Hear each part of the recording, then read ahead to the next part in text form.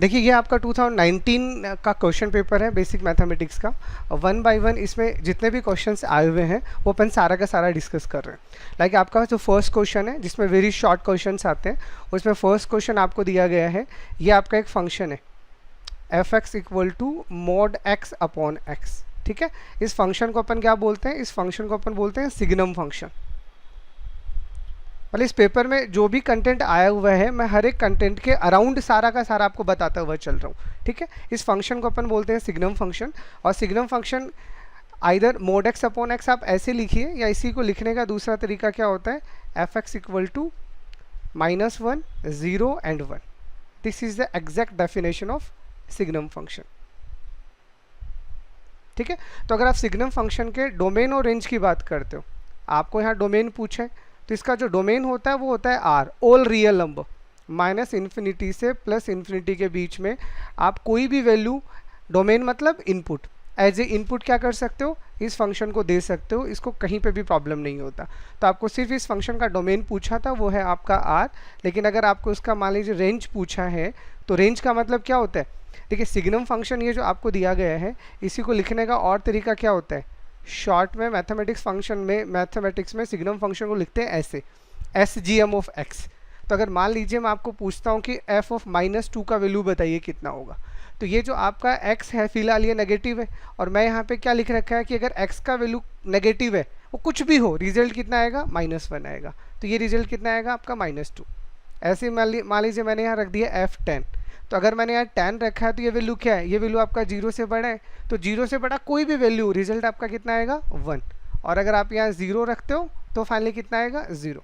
तो आउटपुट में आप कुछ भी रखिएगा, लेकिन आपका जो इनपुट में आप कुछ भी रखिएगा, आपका आउटपुट जो आएगा वो हमेशा कितना आएगा? -1 0 और 1। तो अगर आपको सिग्नम फंक्शन के बारे में पूछा है तो सिग्नम फंक्शन का डोमेन आपका आर होगा, और रेंज इसका होता है -1 0 एंड 1। ओके, सेकंड आपको एक फंक्शन दिया गया है एफ R2R। ये आपका फंक्शन है जिसका डोमेन भी रियल नंबर है और कोडोमेन भी रियल नंबर है, और उसका डेफिनेशन आपको क्या दिया है?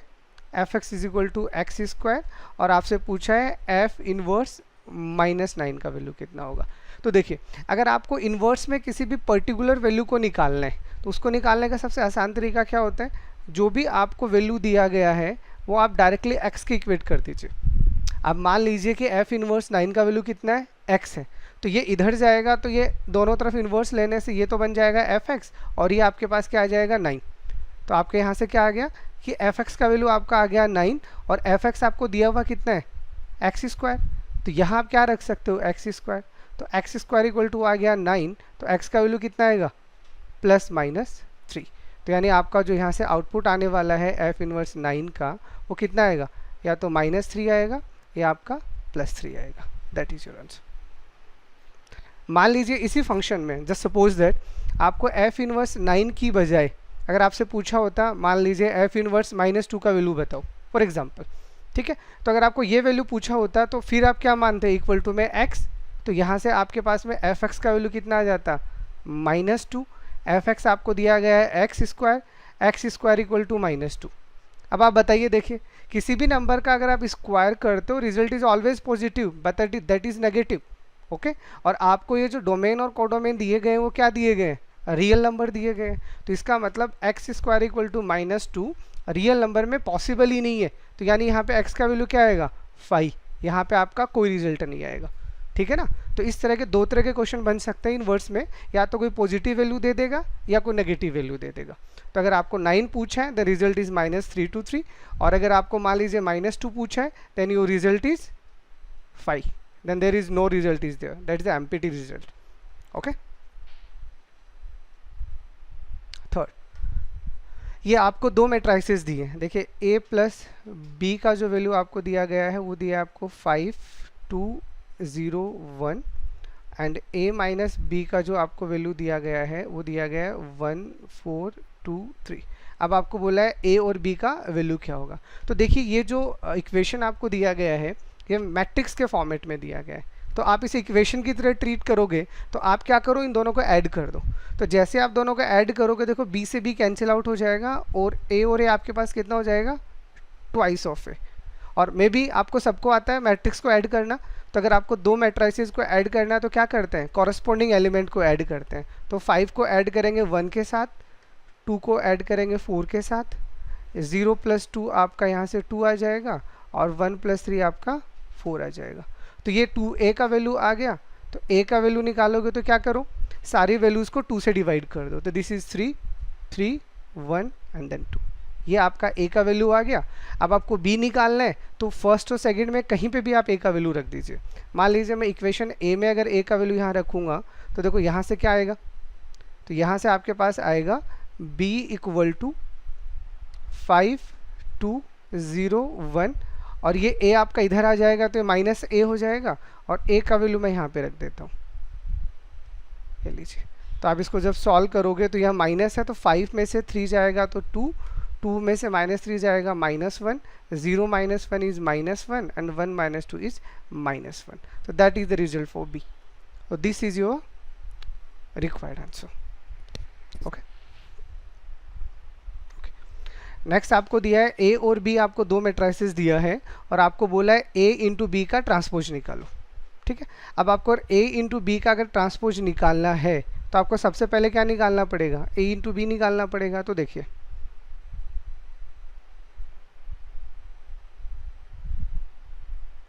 ये आपका a है और ये आपका b है। ठीक है, होप्स आपको मल्टीप्लिकेशन आता है, नहीं आता तो देखिए कभी भी अगर आप मैट्रिक्स का मल्टीप्लिकेशन करते हो, ठीक है, तो नीड क्या होती है, जैसे यहाँ पे आपको जो ए मैट्रिक्स दिया गया है उसका ऑर्डर कितना है, उसका ऑर्डर आपको दिया गया है 2 × 3 और जो बी आपको मैट्रिक्स दिया गया है उसका ऑर्डर दिया गया है आपका 3 × 2। ठीक है, तो कोई भी दो मैट्रिसेस का अगर आपको मल्टीप्लिकेशन करना है तो कंडीशन क्या होते हैं, पहले वाले मैट्रिक्स में जो कॉलम होता है वो सेकेंड वाले मैट्रिक्स के रो के बराबर होना चाहिए, तभी आपका a इंटू बी एग्जिस्ट करता है। तो यहाँ पे ये आपका 2 × 3 है और ये आपका 3 × 2 है। तो देखिए यहाँ का कॉलम और यहाँ का रो इक्वल है, इसका मतलब a इंटू बी आपका एग्जिस्ट करेगा। अगर नहीं होता मान लीजिए फॉर एग्जांपल, तो अपन यहीं पे बोल देते हैं कि a into b is not exist. तो अब इसका मल्टीप्लाई करेंगे तो देखिए कैसे करेंगे, तो कोई भी दो मैट्रिसेस का आपको मल्टीप्लाई करना है तो कैसे करते हैं, रो को कॉलम से इंटू करते हैं। तो फर्स्ट वाली का रो ले लिया और सेकेंड वाली का कॉलम ले लिया। ठीक है, तो फर्स्ट रो को कॉलम से करोगे तो 2 को 3 से करोगे 6, 4 को 4 से करोगे 16 और -3 को 3 से करोगे -9। तो पहले फर्स्ट रो को हमने फर्स्ट कॉलम से कर दिया, उसके बाद में सेम अपन क्या करेंगे, फर्स्ट रो को सेकंड कॉलम से करेंगे। तो कितना आएगा आपके पास में 2 × 1 2 -8 एंड फाइनली 0। ठीक है, उसके बाद में सेकंड रो के साथ सेम प्रोसीजर करेंगे। तो सेकंड को फर्स्ट कॉलम से करेंगे तो कितना आएगा 3 -8 + 15 और सेकंड के साथ करेंगे तो कितना आएगा 1 + 4 + 0। तो इसको सॉल्व करेंगे तो हमें कितना मिलेगा, यहाँ पे 6 + 16 कितना होता है 22 और इसको 9 में सब्ट्रैक्ट करोगे कितना आएगा 13, ये आपका आएगा -6 और यहाँ से कितना आएगा 10 और ये आपका जाएगा 5। तो ये आपका यहाँ से आया a इंटू बी। अब आपको क्या करना है, आपको a इंटू बी का ट्रांसपोज निकालना है। तो ट्रांसपोज में अपन क्या करते हैं, जो भी आपको मैट्रिक्स दिया गया है उनकी रो को कॉलम में कन्वर्ट कर दो। तो ये जो रो है इसे आप कॉलम लिख दीजिए और ऐसे ये वाला रो है इसे भी आप कॉलम लिख दीजिए। तो that is your a into b transpose. Okay, next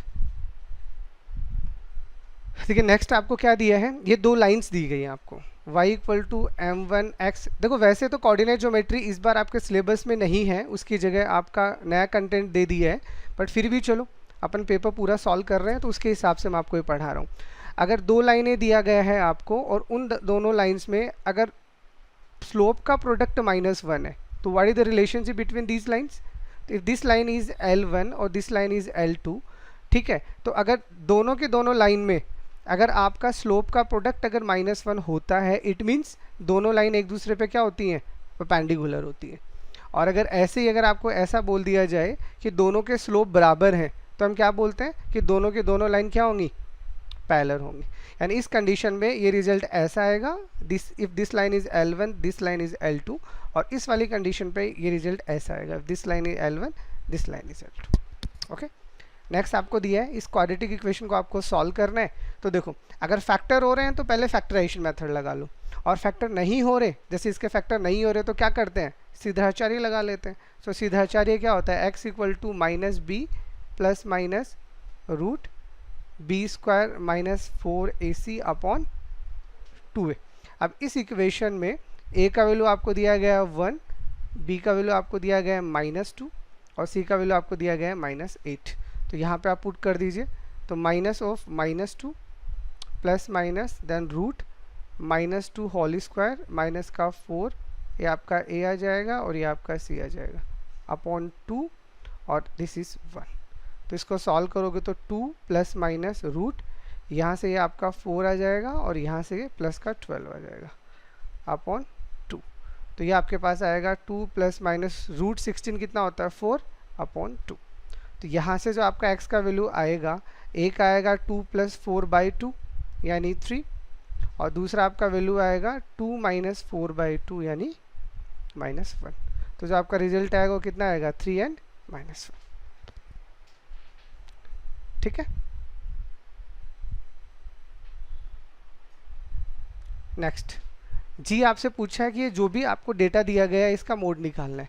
तो देखो किसी भी सीरीज़ का अगर हमें मोड निकालना है, स्पेशली ये कौन सा वाला सीरीज़ है, ये आपका इंडिविजुअल सीरीज़ है।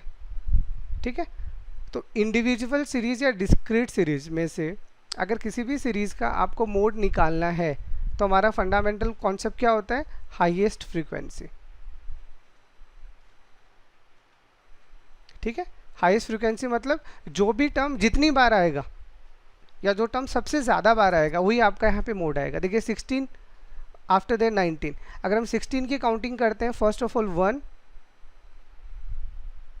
2 3 एंड 4, तो 16 हमारा कितना टाइम आया, 4 टाइम। ठीक है। अब 19 की काउंटिंग करेंगे 1 देन 2 देन 3 देन 4 देन 5, तो 19 हमारा 5 टाइम आया। 20 का काउंटिंग करेंगे 1 2 देन 3, ये 3 टाइम आया। 15 का काउंटिंग करेंगे 1, ये 1 टाइम ही है। 21 का काउंटिंग करेंगे तो ये भी 1 टाइम है। 24 का काउंटिंग करेंगे ये भी 1 टाइम है। 22 भी 1 टाइम है और 18 भी 1 टाइम है। ठीक है। तो अब ये जो टर्म्स हैं इनमें सबसे ज़्यादा कौन आ रहा है, 5 टाइम कौन आ रहा है, 19 आ रहा है। तो जो टर्म सबसे ज़्यादा बार आता है वही आपका क्या होता है, मोड होता है। तो आपका मोड कितना आ गया, 19 आ गया। ठीक है। नेक्स्ट आपसे पूछा है कि डिफाइन मीन स्क्वायर डेविएशन। तो देखिए स्टैंडर्ड डेविएशन में be you aware with the standard deviation. देखिए स्टैंडर्ड डेविएशन को ही अपन क्या बोलते हैं, रूट मीन स्क्वायर डेविएशन।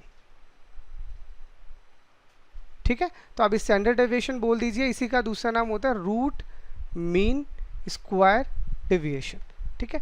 तो आपके पास अगर मैं स्टैंडर्ड डेविएशन की बात करता हूँ तो स्टैंडर्ड डेविएशन को अपन किससे रिप्रेजेंट करते हैं, सिग्मा से, और इसका फॉर्मूला क्या होता है, x माइनस एक्स बार का होल स्क्वायर अपॉन n का रूट। तो ये हमारा क्या होता है, ये हमारा स्टैंडर्ड डेविएशन होता है। बट इसने क्या पूछा है, इसने रूट ना देके आपको क्या दिया है, सिर्फ मीन स्क्वायर डेविएशन दिया है। तो अगर हमें कोई बोले मीन स्क्वायर डेविएशन क्या होगा, तो मीन स्क्वायर डेविएशन का मतलब क्या हुआ, अब इसका रूट आप हटा दीजिए। ठीक है। जिसको अपन क्या बोलते हैं, जिसी को अपन वेरिएंस बोलते हैं। ठीक है। स्टैंडर्ड डेविएशन का जब हम स्क्वायर करते हैं तो जो रिजल्ट निकल के आएगा उस रिजल्ट को हम बोलते हैं वेरिएंस। तो दिस इज योर रिजल्ट। अगर आपसे पूछा है कि मीन स्क्वायर डेविएशन बताइए, इट मीन्स वो आपसे क्या पूछना चाह रहा है, वेरिएंस पूछना चाह रहा है। और वेरिएंस क्या होता है, वेरिएंस स्टैंडर्ड डेविएशन का स्क्वायर होता है। ठीक है। I write down the relation between NPR and NCR। देखिए NPR आपने पढ़ा है तो NPR का फॉर्मूला कितना होता है, n factorial upon n minus r factorial. ठीक है। और ऐसे ही हमने NCR को पढ़ा है तो NCR का फॉर्मूला क्या होता है, n factorial upon n minus r factorial into r factorial. ठीक है। तो ये जो पोर्शन आपको दिख रहा है, ये पूरा का पूरा portion n factorial upon n minus r factorial, इसकी जगह मैं NPR लिख सकता हूँ। तो यहाँ से हमने क्या किया, इस NCR को तो एज इट इज़ रख लिया और इसकी जगह क्या रख दिया, इसकी जगह NPR रख दिया, और अपॉन में क्या आ जाएगा आपका आर फैक्टोरियल। तो अगर आपको ये पूछा जाए कि NPR और NCR में क्या रिलेशनशिप होता है, तो दैट इज़ योर रिलेशनशिप, कि NCR जो होता है वो R फैक्टोरियल NPR का डिवाइडेड बाय R फैक्टोरियल निकालने से आता है, ठीक है। That is your formula. Next आपको बोला है find the probability that there are 53 Sundays in a year. देखिए अब अगर आप ऑर्डिनरी डेज की बात करते हो, ठीक है, तो ऑर्डिनरी डेज कितने, अगर ऑर्डिनरी ईयर की बात करते हो, सॉरी,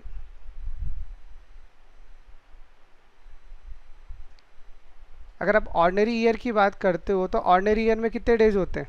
365 डेज। और 365 डेज को अगर आप डिवाइड करते हो तो 365 में क्या निकलेगा आपके पास में, बताओ? आपके पास में 52 संडेज निकलेंगे या 52 वीक्स निकलेंगे, आप ऐसा कह दीजिए, निकलेगा? बताओ। तो 52 वीक्स तो निकलेंगे और एक दिन आपके पास एक्स्ट्रा होगा, यही होता है। अरे 52 को आप 7 से मल्टीप्लाई करोगे तो कितना आएगा? 364, और फिर एक आपका एक्स्ट्रा बच गया, ये आपका एक्स्ट्रा बच गया। तो अब देखिए अगर 52 वीक्स होते हैं तो इसका मतलब क्या हुआ कि जितने भी 7 डेज हैं वो सब के सब आएंगे। और अगर हमसे प्रोबेबिलिटी पूछा है तो प्रोबेबिलिटी का मतलब क्या होता है? प्रोबेबिलिटी का मतलब होता है पॉसिबिलिटी, ठीक है। अगर मैं आपको ये बोल रहा हूँ कि ऑर्डिनरी ईयर में मेरे पास में 365 दिन होते हैं, इसका मतलब 52 वीक तो होंगे ही होंगे। और अगर 52 वीक होंगे इसका मतलब ये तो श्योरिटी है, it is not a probability. तो बच गया कितना? एक बच गया। अब ये एक क्या हो सकता है वो नहीं पता, तो इस एक में क्या हो सकता है? आपका संडे से लेके और सैटरडे तक कोई भी एक दिन हो सकता है, वो हमें नहीं पता। लेकिन इसने क्या पूछा है, बताइए, संडे है, इसकी प्रोबेबिलिटी क्या होगी? तो अगर इसको मैं ए मानूंगा, ठीक है, तो इस एक दिन के लिए मेरे पास टोटल पॉसिबिलिटी कितनी है? 7। अरे कोई भी 7 डेज में से कोई भी एक आ सकता है, बट आपको बोला है संडे है, तो इसका मतलब अगर संडे है तो इन 7 में संडे कितनी बार आएगा? एक बार। दैट इज योर आंसर, ठीक है। अगर आपसे ये पूछा गया है, देखो यहाँ पे जो ईयर था ना, नॉर्मली ये क्वेश्चन आप देखोगे ना तो यहाँ पे आपको लीप ईयर दिखता है, ज़्यादातर क्वेश्चन लीप ईयर को लेके बनता है। तो मान लो फॉर एग्जांपल आपको ये चीज़ ऐसे ही पूछे कि find the probability that there are 53 Sundays in a leap year. अगर वो लीप ईयर की बात करता है तो देखो क्या होता है। मैं इसी क्वेश्चन को यहाँ साथ साथ ही मैं लीप ईयर के लिए भी बता देता हूँ, क्योंकि लीप ईयर वाला भी आपके एग्जाम में ऑलरेडी पूछा जा चुका है। ये लीप ईयर नहीं है बट लीप ईयर आ सकता है। तो देखो क्या करना पड़ेगा, देखिए, तो अगर आप लीप ईयर की बात करते हो, मैं यहाँ लिख देता हूँ, अगर हम लीप ईयर की बात करेंगे तो लीप ईयर में कितने दिन होंगे हमारे पास में? 366। अरे लीप ईयर में तो एक दिन ज़्यादा होता है ना। अब अगर मैं 366 को डिवाइड करूँगा तो मैं कैसे बोलूँगा कि 52 वीक तो आएंगे ही आएंगे। अब साथ में कितने दिन एक्स्ट्रा हो गए? 2 दिन मेरे एक्स्ट्रा हो गए, 2 दिन एक्स्ट्रा हो गए। अब ये जो 2 दिन है ये क्या क्या, क्योंकि 52 वीक है तो यहाँ पे तो प्रोबेबिलिटी काम करेगी नहीं, because that is the sure part, और जहाँ श्योर पार्ट होता है उसको हम रिजेक्ट कर देते हैं। अब यहाँ से अगर हम बात करते हैं कि हमारे पास में क्या है, हमारे पास में 2 दिन एक्स्ट्रा हैं, ठीक है। अब अगर ये 2 दिन एक्स्ट्रा हैं तो ये 2 दिन क्या क्या हो सकते हैं? पहले तो इनकी टोटल पॉसिबिलिटी बनाओ, तो आप क्या बोलोगे? हो सकता है मंडे के साथ में ट्यूसडे हो, ठीक है, ट्यूसडे के साथ में वेडनेसडे हो, वेडनेसडे के साथ में सैटरडे हो, सॉरी वेडनेसडे के साथ में थर्सडे होगा, ठीक है, थर्सडे के साथ में फ्राइडे होगा, फ्राइडे के साथ में सैटरडे होगा, सैटरडे के साथ में संडे होगा, या संडे के साथ में मंडे होगा। अरे अगर कोई भी 2 दिन है तो वो 2 दिन होंगे तो कॉन्जिक्यूटिव ही ना, ऐसा तो हो ही नहीं सकता आज मंडे है तो कल वेडनेसडे हो जाएगा। तो आपके पास टोटल कितना पॉसिबिलिटीज़ आ रहा है? यहाँ से आपके पास में टोटल 7 पॉसिबिलिटीज़ आ रहा है। अब उसमें आपसे बोला है संडे कितनी बार आ रहा है, तो देखो संडे आपको कितनी बार दिख रहा है, यहाँ देखो, यहाँ पे भी संडे है और यहाँ पे भी संडे है, इसलिए हमारा आंसर यहाँ पे कितना आता है? 2/7, ठीक है। तो ये दोनों आपके एग्जाम में आ चुके हैं। अगर नॉर्मल ईयर दिया गया है तो 1/7 होगा, क्योंकि एक दिन एक्स्ट्रा होता है और वो साथ में से कोई भी एक दिन हो सकता है। लेकिन अगर लीप ईयर का बात किया है तो वो 2 दिन एक्स्ट्रा होंगे, उन 2 दिन के लिए पॉसिबिलिटी 7 होंगी और कोई भी डे 2 बार आएगा। यहाँ पे ज़रूरी नहीं हो संडे डे, यहाँ पे आपका कोई भी डे दीजिएगा, ये 1/7 ही रहेगा और ये आपका 2/7 ही रहेगा, ठीक है। चलो, तो ये आपके छोटे वाले सारे के सारे क्वेश्चंस हो गए।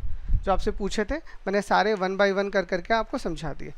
अब आपको सेकंड वाला, जो आपका सेकंड वाला पार्ट होता है, वो वाला पार्ट क्या दिया है, prove that the identity function I x on the non empty set x is 1 1 on 2। तो देखिए 1 1 ऑन 2 टाइप का एक क्वेश्चन आपके एग्जाम में हमेशा आता है, ठीक है। 1 1 ऑन 2 को ही अपन क्या बोलते हैं बताओ, उसको अपन बोलते हैं बाइजेक्शन। एक ऐसा फंक्शन जो 1 1 भी होता है और ऑन 2 भी होता है। तो एक थोड़ा सा मैं आपको रिकैप दे देता हूँ, क्योंकि ये क्वेश्चन हमेशा आता है। अगर कोई भी फंक्शन 1 1 है, मान लीजिए आपको कोई भी फंक्शन दिया गया है, ये आपका फंक्शन है, अगर ये फंक्शन 1 1 है तो हमारा कंडीशन क्या होता है, मैथमेटिकल कंडीशन क्या होता है 1 1 का, हम क्या बोलेंगे कि late f(x1) is equal to f(x2)। आप ऐसा सपोज कीजिए, और उसके बाद अगर x1 इक्वल टू x2 आ जाता है, ठीक है, तो ये हमारा फंक्शन क्या होता है, ये हमारा ऑन 2 होता है, सॉरी 1 1 होता है।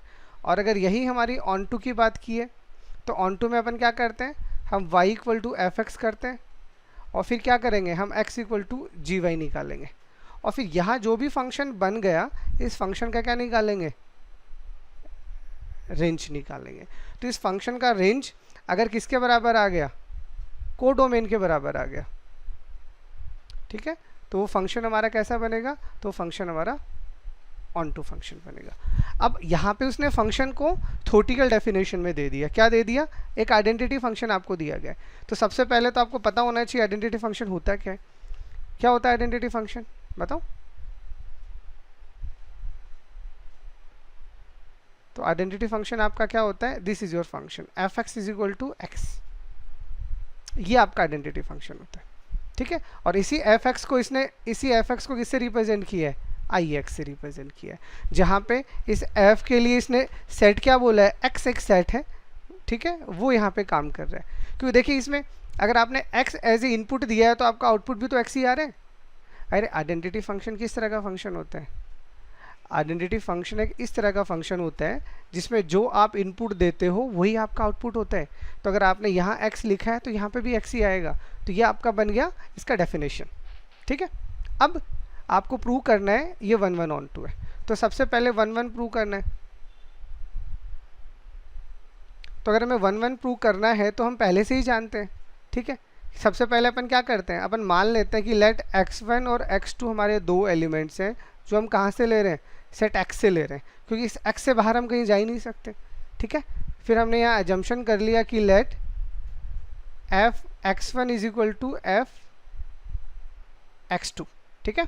अब आपको f(x) कितना दिया गया है, x दिया गया है, तो यहाँ पे x की जगह यहाँ पे आपको x1 रखना है और यहाँ पे आपको x2 रखना है। तो देखो कितना आसान है, आपने जैसे ही f(x1) इक्वल टू f2 माना, खुद ब खुद आपका x1 इक्वल टू x2 आ गया, और यही तो हमें चाहिए यहाँ पे, देखिए।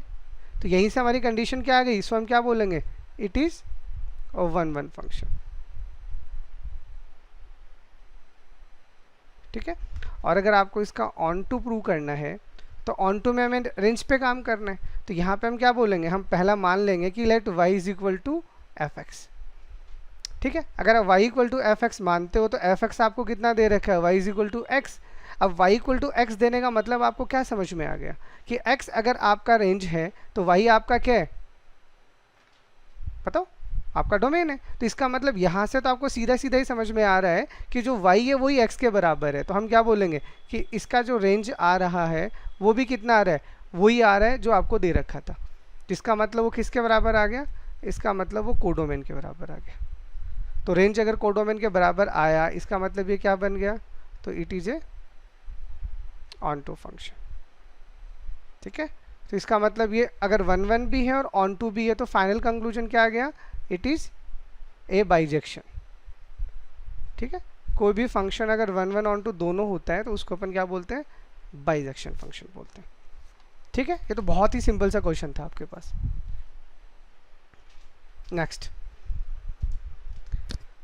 नेक्स्ट आपको दो मैट्राइसिस दिया गया है और आपको बोला है a इंटू बी और b इंटू ए निकालो। तो देखो ये तो कितना आसान है, आपको a इंटू बी पहले निकालना है। तो देखिए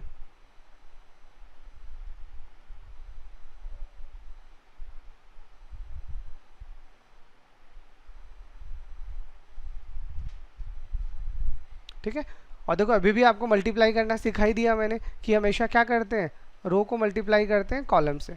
तो देखो 1 को 2 से करोगे 2 आएगा, देन 0, देन -3। फिर इसको सेकंड वाली से करोगे कितना आएगा, 1 + 10 माइनस का 9। अभी सेकंड को करोगे तो -4 × 2 -8 + 0 + 0, और थर्ड वालों को करोगे तो -4 + 5 + 0। तो इसको सॉल्व करोगे तो आपके पास कितना आएगा, -1, और ये कितना आ रहा है आपका 2, यहाँ से आपका -8 एंड दिस इज़ 1। ये आपका आ गया a × b। अब अगर आपको b × a निकालना है तो क्या आएगा, 2 1 0 5 -1 -3, ठीक है। और ये कितना आ रहा है, 1 2 3 -4 1 0, ठीक है। तो यहाँ पे भी हम क्या करेंगे, ये हमारा रो बन जाएगा और ये हमारा कॉलम बन जाएगा। तो देखो 2 को 1 से करेंगे 2 एंड देन -4। अभी सेकंड इसको कर दिया, अब सेकंड को करेंगे तो कितना आएगा, 4 + 1। थर्ड को करोगे कितना आएगा, 6 + 0, ठीक है। अब सेकंड का नंबर करोगे तो यहाँ ये 0 आ गया, तो ये 0 माइनस का 20। नेक्स्ट को करोगे तो 0 + का 5, उससे नेक्स्ट को करोगे तो 0 + 0। और अब थर्ड का नंबर आएगा तो ये कितना आपका -1, तो -1 को करोगे 1 से तो -1 + का 12, देन माइनस का 2 माइनस का 3 एंड देन -3 + 0। अब इसको आप सॉल्व करके लिखोगे कितना आएगा, -2, then 5, then 6, -20, 5 and 0, 11, -5 and -3। That is your answer, ठीक है। नेक्स्ट देखिए, कोऑर्डिनेट ज्योमेट्री हालांकि नहीं है, फिर भी देख लीजिए। आपको ये 3 पॉइंट दिए हैं और आपको बोला है ये तीनों पॉइंट कॉलिनियर है। तो देखिए कॉलिनियर की कंडीशन में भी आपको आती होगी कि अगर कोई भी 3 पॉइंट आपको दे रखे हैं, एक x1 y1 दे रखा है, एक x2 y2 दे रखा है, और एक x3 y3 दे रखा है। अगर ये तीनों के तीनों पॉइंट कोलिनियर है, कोलिनियर का मतलब क्या हुआ कि तीनों के तीनों एक ही पॉइंट पे लाई करते हैं। तो इसका मतलब ये जो डिटर्मिनेंट आपका बनता है यहाँ से, ये जो आपका डिटरमिनेंट बनेगा, इसका वैल्यू कितना आना चाहिए, 0 आना चाहिए। तो अगर इसका वैल्यू 0 आ गया तो क्या होगा, कोलिनियर होगा। तो देखो 2 5 4 6 8 8 1 1 1, ठीक है। आपको सबको डिटरमिनेंट तो आता है ना सॉल्व करना। तो कैसे सॉल्व करेंगे, देखो फर्स्ट वाला एलिमेंट मैं फर्स्ट रो के अलोंग एक्सपेंड करूंगा तो ये तो 2 आ गया। अब इसको इससे करेंगे, इसको इससे करेंगे, तो यहाँ कितना आ जाएगा, 6 - 8। यहाँ प्लस आएगा, यहाँ माइनस आएगा, यहाँ प्लस आएगा, तो ये आपका माइनस का 5 आ गया। तो यहाँ से कितना आएगा आपका 4 माइनस का 8, और इसको इससे करेंगे तो कितना आएगा आपके पास में, यहाँ 1 आएगा, तो ये 32 माइनस का 48, ठीक है। ओके, मैंने फर्स्ट रो के अलॉन्ग एक्सपेंड किया। देखो सबसे पहले 2 आ गया तो 6 - 8 आ जाएगा। फिर ये दूसरा वाला माइनस होता है तो -5 लोगे तो यहाँ से आपका 4 माइनस का 8 आ जाएगा, और फिर प्लस का 1 लोगे तो 8 चौको 32 और 8 6 48। तो यहाँ से कितना आएगा, माइनस का 4।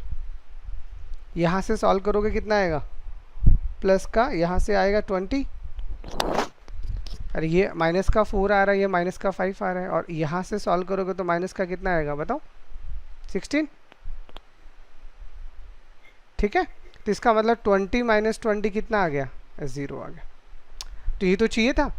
अगर कोई भी 3 पॉइंट अगर कोलिनियर होगा तो इसका मतलब इस डिटरमिनेंट का वैल्यू 0 होना चाहिए। तो हमने इस डिटरमिनेंट को सॉल्व किया और इसका वैल्यू कितना आ गया, 0 आ गया। इसका मतलब ये क्या बन गए, ये तीनों पॉइंट कोलिनियर बन गए, ठीक है। सर स्क्रीन नहीं दिख रही है।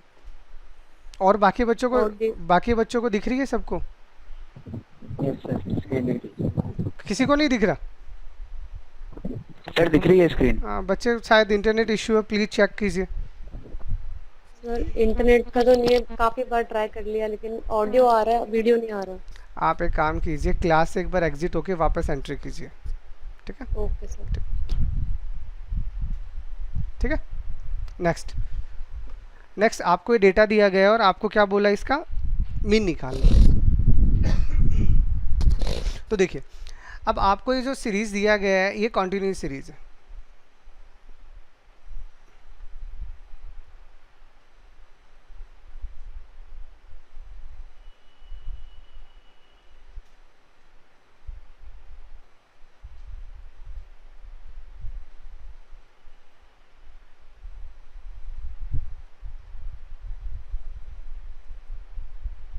और ये आपको दिया गया है फ्रीक्वेंसी। देखो ये जो स्टैटिस्टिक्स वाला पार्ट है ना यार, इसको तो अच्छे से कर ही लो, क्योंकि इसके तो फिक्स क्वेश्चन है जो एग्जाम में वैसे के वैसे ही आते हैं। बस आपको क्या आना चाहिए, आपको कैलकुलेटर अच्छे से यूज़ करना आना चाहिए, और जहाँ तक मुझे आइडिया है कैलकुलेटर तो आता ही होगा ना। अब देखो इसका आपको क्या निकालना है, मीन निकालना है। तो अब आपके ऊपर डिपेंड करना है कि आपके पास अगर ये लग रहा है कि ये वैल्यूज़ थोड़ी बड़ी आ रही है तो आप उन वैल्यूज़ को छोटा कर सकते हो, पर उसके पहले क्या करना है पहले समझ लो। तो सबसे पहले अगर आपको मीन निकालना है तो आपको एक्स निकालना पड़ेगा, क्योंकि हमें यहाँ एक्स नहीं पता, और यहाँ का एक्स होता क्या है बताओ।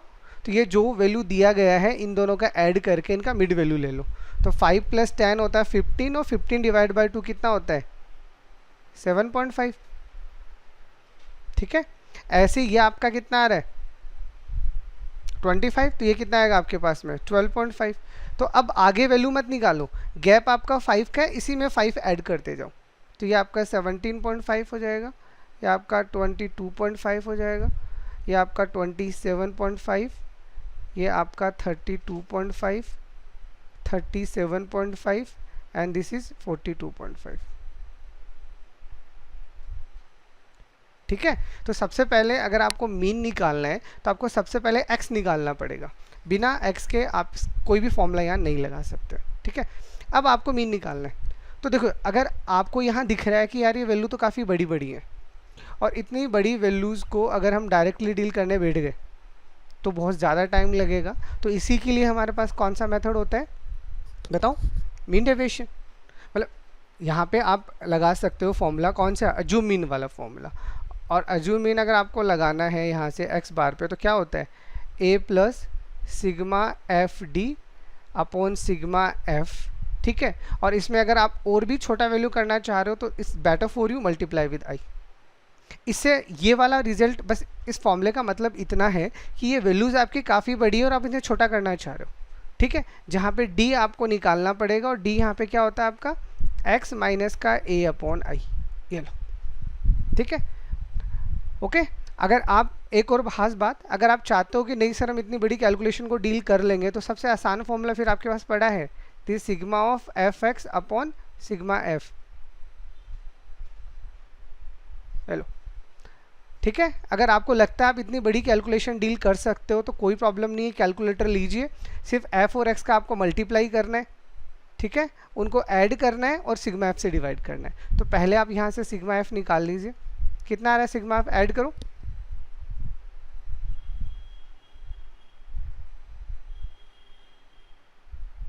कितना आ रहा है सिग्मा एफ, इसको ऐड करने से कितना आ रहा है 49। एक बार ऐड करके बताओ, शायद 49 आ रहा है,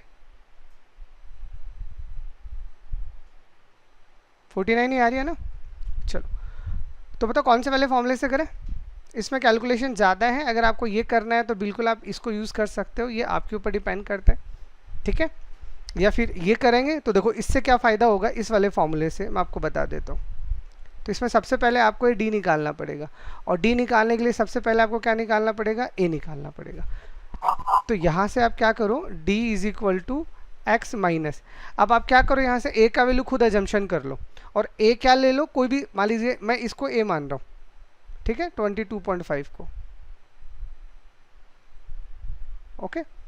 और यहाँ से आपका i कितना दे रखा है, i is a class interval, this is divide by 5।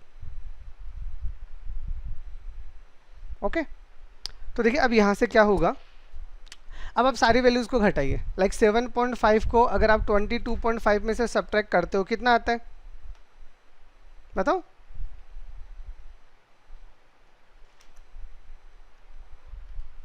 तो आपके पास आएगा माइनस का 15, और माइनस 15 को जब आप डिवाइड करोगे किससे, 5 से, तो आपके पास कितना आएगा, माइनस का 3।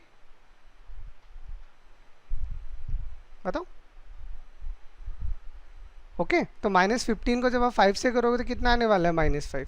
ऐसे आप सेकंड वैल्यू देखो कितना आ रहा है, 12.5 को आपको माइनस करना है 22.5 से। ठीक है, और उसको डिवाइड कर देना है 5 से, तो कितना आएगा आपका, माइनस का 2। तो अब ये सीक्वेंस आपको कितने का दिख रहा है, 1 का। तो आगे आपको इतना ज़्यादा नहीं करना है, बस इसको एज इट इज़ आप कंटिन्यू रखो, ये वैल्यू एज इट इज़ आने वाली है। बिना किसी फर्दर कैलकुलेशन के। आप इसको भले ही करके देख लीजिएगा, ठीक है। तो अब आपको यहाँ से डी मिल गया, तो अब आपको क्या निकालना है, एफ डी। तो अब देखो ये वैल्यूज जो है ये इस वैल्यू के कंपैरिजन में काफ़ी छोटी वैल्यूज है। अब यहाँ से आप एफ डी निकालो, तो यहाँ से एफ डी कितना आने वाला है, देखो माइनस का 15, माइनस का 12, माइनस का 15, देन 0, देन 5, 8, 6 एंड 8, ठीक है। अब यहाँ से इनको ऐड कर दो, तो यहाँ से ऐड करो, कितना आ रहा है आपका, ये 42 आ रहा है, और यहाँ से कितना आ रहा है 16, 22 और 5 कितने होते हैं 27, ठीक है। तो आपका ये आपका आएगा माइनस का 15, ठीक है।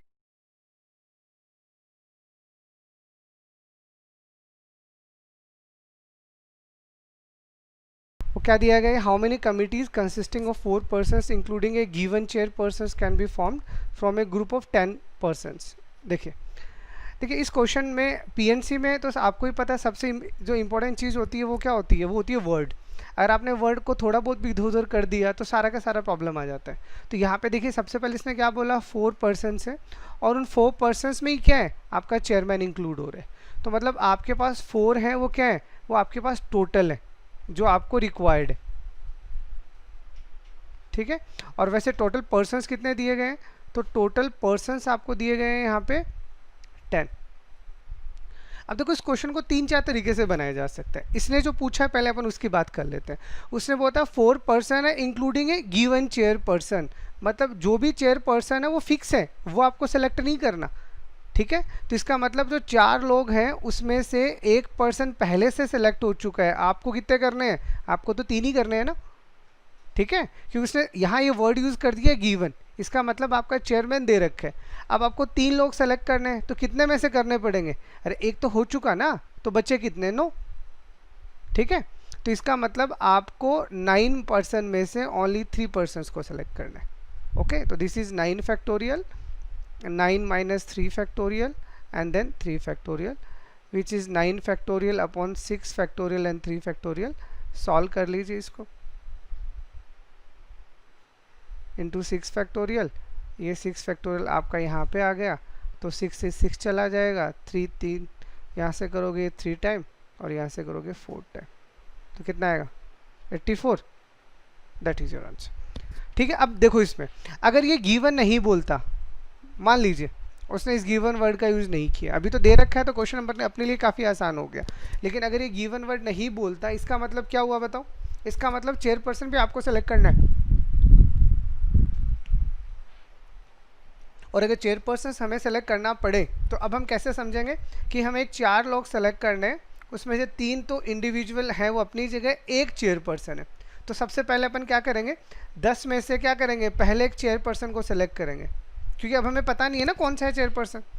और जैसे ही चेयरपर्सन को सेलेक्ट कर दिया उसके बाद में अब कितने बच गए, 9 लोग बच गए, उसमें से आप 3 सेलेक्ट करोगे, दैट इज योर आंसर, ठीक है।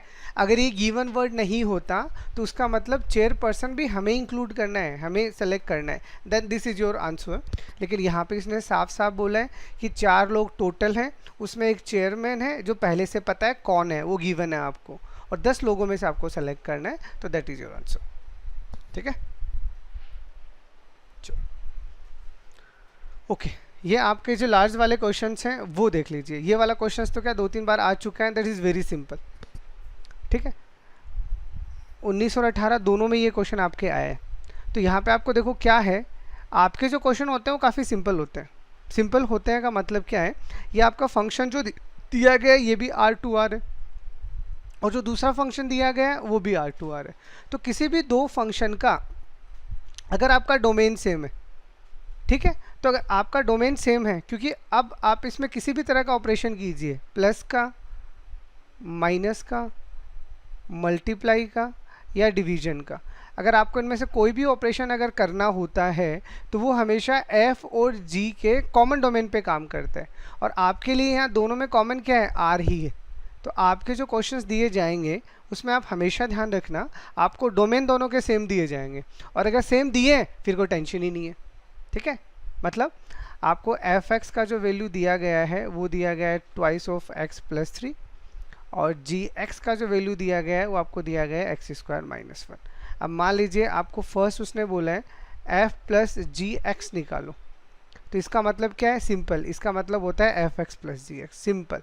ठीक है, तो आपको एफ एक्स दिया है 2x प्लस 3 और जी एक्स आपको दिया है एक्स स्क्वायर माइनस 1, दोनों को ऐड कर दो तो एक्स स्क्वायर प्लस का 2x प्लस का 2, दैट इज योर आंसर। दूसरा आपको बोला है f इंटू जी निकालना है। ठीक है, तो f इंटू जी निकालना है, तो इसका मतलब भी क्या आएगा? एफ एक्स इंटू जी एक्स। ठीक है, तो एफ एक्स आपको दिया है ट्वाइस ऑफ x3 और जी एक्स आपको दिया है एक्स स्क्वायर माइनस 1। आप ब्रैकेट खोलो तो ठीक, नहीं तो आप इसको यहाँ तक भी छोड़ सकते हो। तीसरा अब आपको क्या पूछा है इसने कि f प्लस जी माइनस 3 का वैल्यू बताओ। तो ये f ऑफ जी, ये वैल्यू तो अपन निकाल ही चुके हैं कि इसका हमारा फंक्शन जो आ रहा है वो एक्स स्क्वायर प्लस, मतलब मान लीजिए अगर यहाँ माइनस 3 नहीं होता तो यहाँ पे x होता, तो अगर x है तो ये कितना है? X square plus 2x plus 2। अब आपको इसी में क्या बोला है कि जहाँ पे x है वहाँ माइनस 3 रख दीजिए, तो ये क्या आएगा? माइनस 3 का square plus 2 of minus 3 and then plus 2। तो दिस इज 9 माइनस 6 प्लस 2, और 11 में से 6 जाएगा तो कितना बचेगा? 5। और ऐसे आपको क्या पूछा है? f इंटू जी। अगर आपको f इंटू जी आपको पता है कि इंटू करोगे तो आपका फंक्शन ये रहा 2x plus 3 and then x square minus 1। अब आपको क्या करना है? x की जगह पे आपको x की जगह पे 5 रखना है, तो यहाँ पे आप क्या कर सकते हो? जहाँ पे भी x है वहाँ पे आप 5 रख दो, तो 2 इंटू 5 प्लस 3 और यहाँ पे 5 स्क्वायर माइनस 1, तो ये कितना आएगा? 10 प्लस 3 13, और ये कितना आ जाएगा? इंटू 24। इसको सॉल्व करके आप लिखो, 13 को 24 से अगर आप मल्टीप्लाई करते हो तो कितना आता है? 312, दैट इज योर आंसर। चलो, तो ये क्वेश्चन आपके 2 बार कंटिन्यूसली आ चुका है, 18 में भी आया हुआ है और 19 में भी आया हुआ है। अब इसी में अगर माइनस होता, मान लीजिए मैं लिख देता हूँ यहाँ पे तो इसने प्लस को दे रखा है और इनटू को दे रखा है। मान लीजिए यही चीज़ अगर आपको ऐसे पूछता तो भी आपको बस ये मान लीजिए ब्रैकेट को खोलना है, आप इसको ऐसे लिख सकते हो। और यही चीज़ अगर आपको ऐसे दे रखा है, मान लीजिए f upon g and then x, तो इसका मतलब भी सेम होता है। आपको क्या करना है? एफ एक्स को जी एक्स से डिवाइड करना है। ठीक है, तो प्लस माइनस मल्टीप्लाई और डिवीजन, ये 4 तरह के ऑपरेशन इसमें परफॉर्म होते हैं। बस आपको क्या करना है? जो दोनों फंक्शन के बीच में साइन लगा रखा है वही साइन लगा के आप ऑपरेट कर दीजिए। ठीक है, नेक्स्ट देखो, ये बाइजेक्टिव फंक्शन का तो देखो मैंने बोला ना, बाइजेक्शन तो आपको हमेशा आता है, ये तो आपको आने ही आना चाहिए। अब आपको जो बोला है वो क्या बोला है? ये आपका फंक्शन है,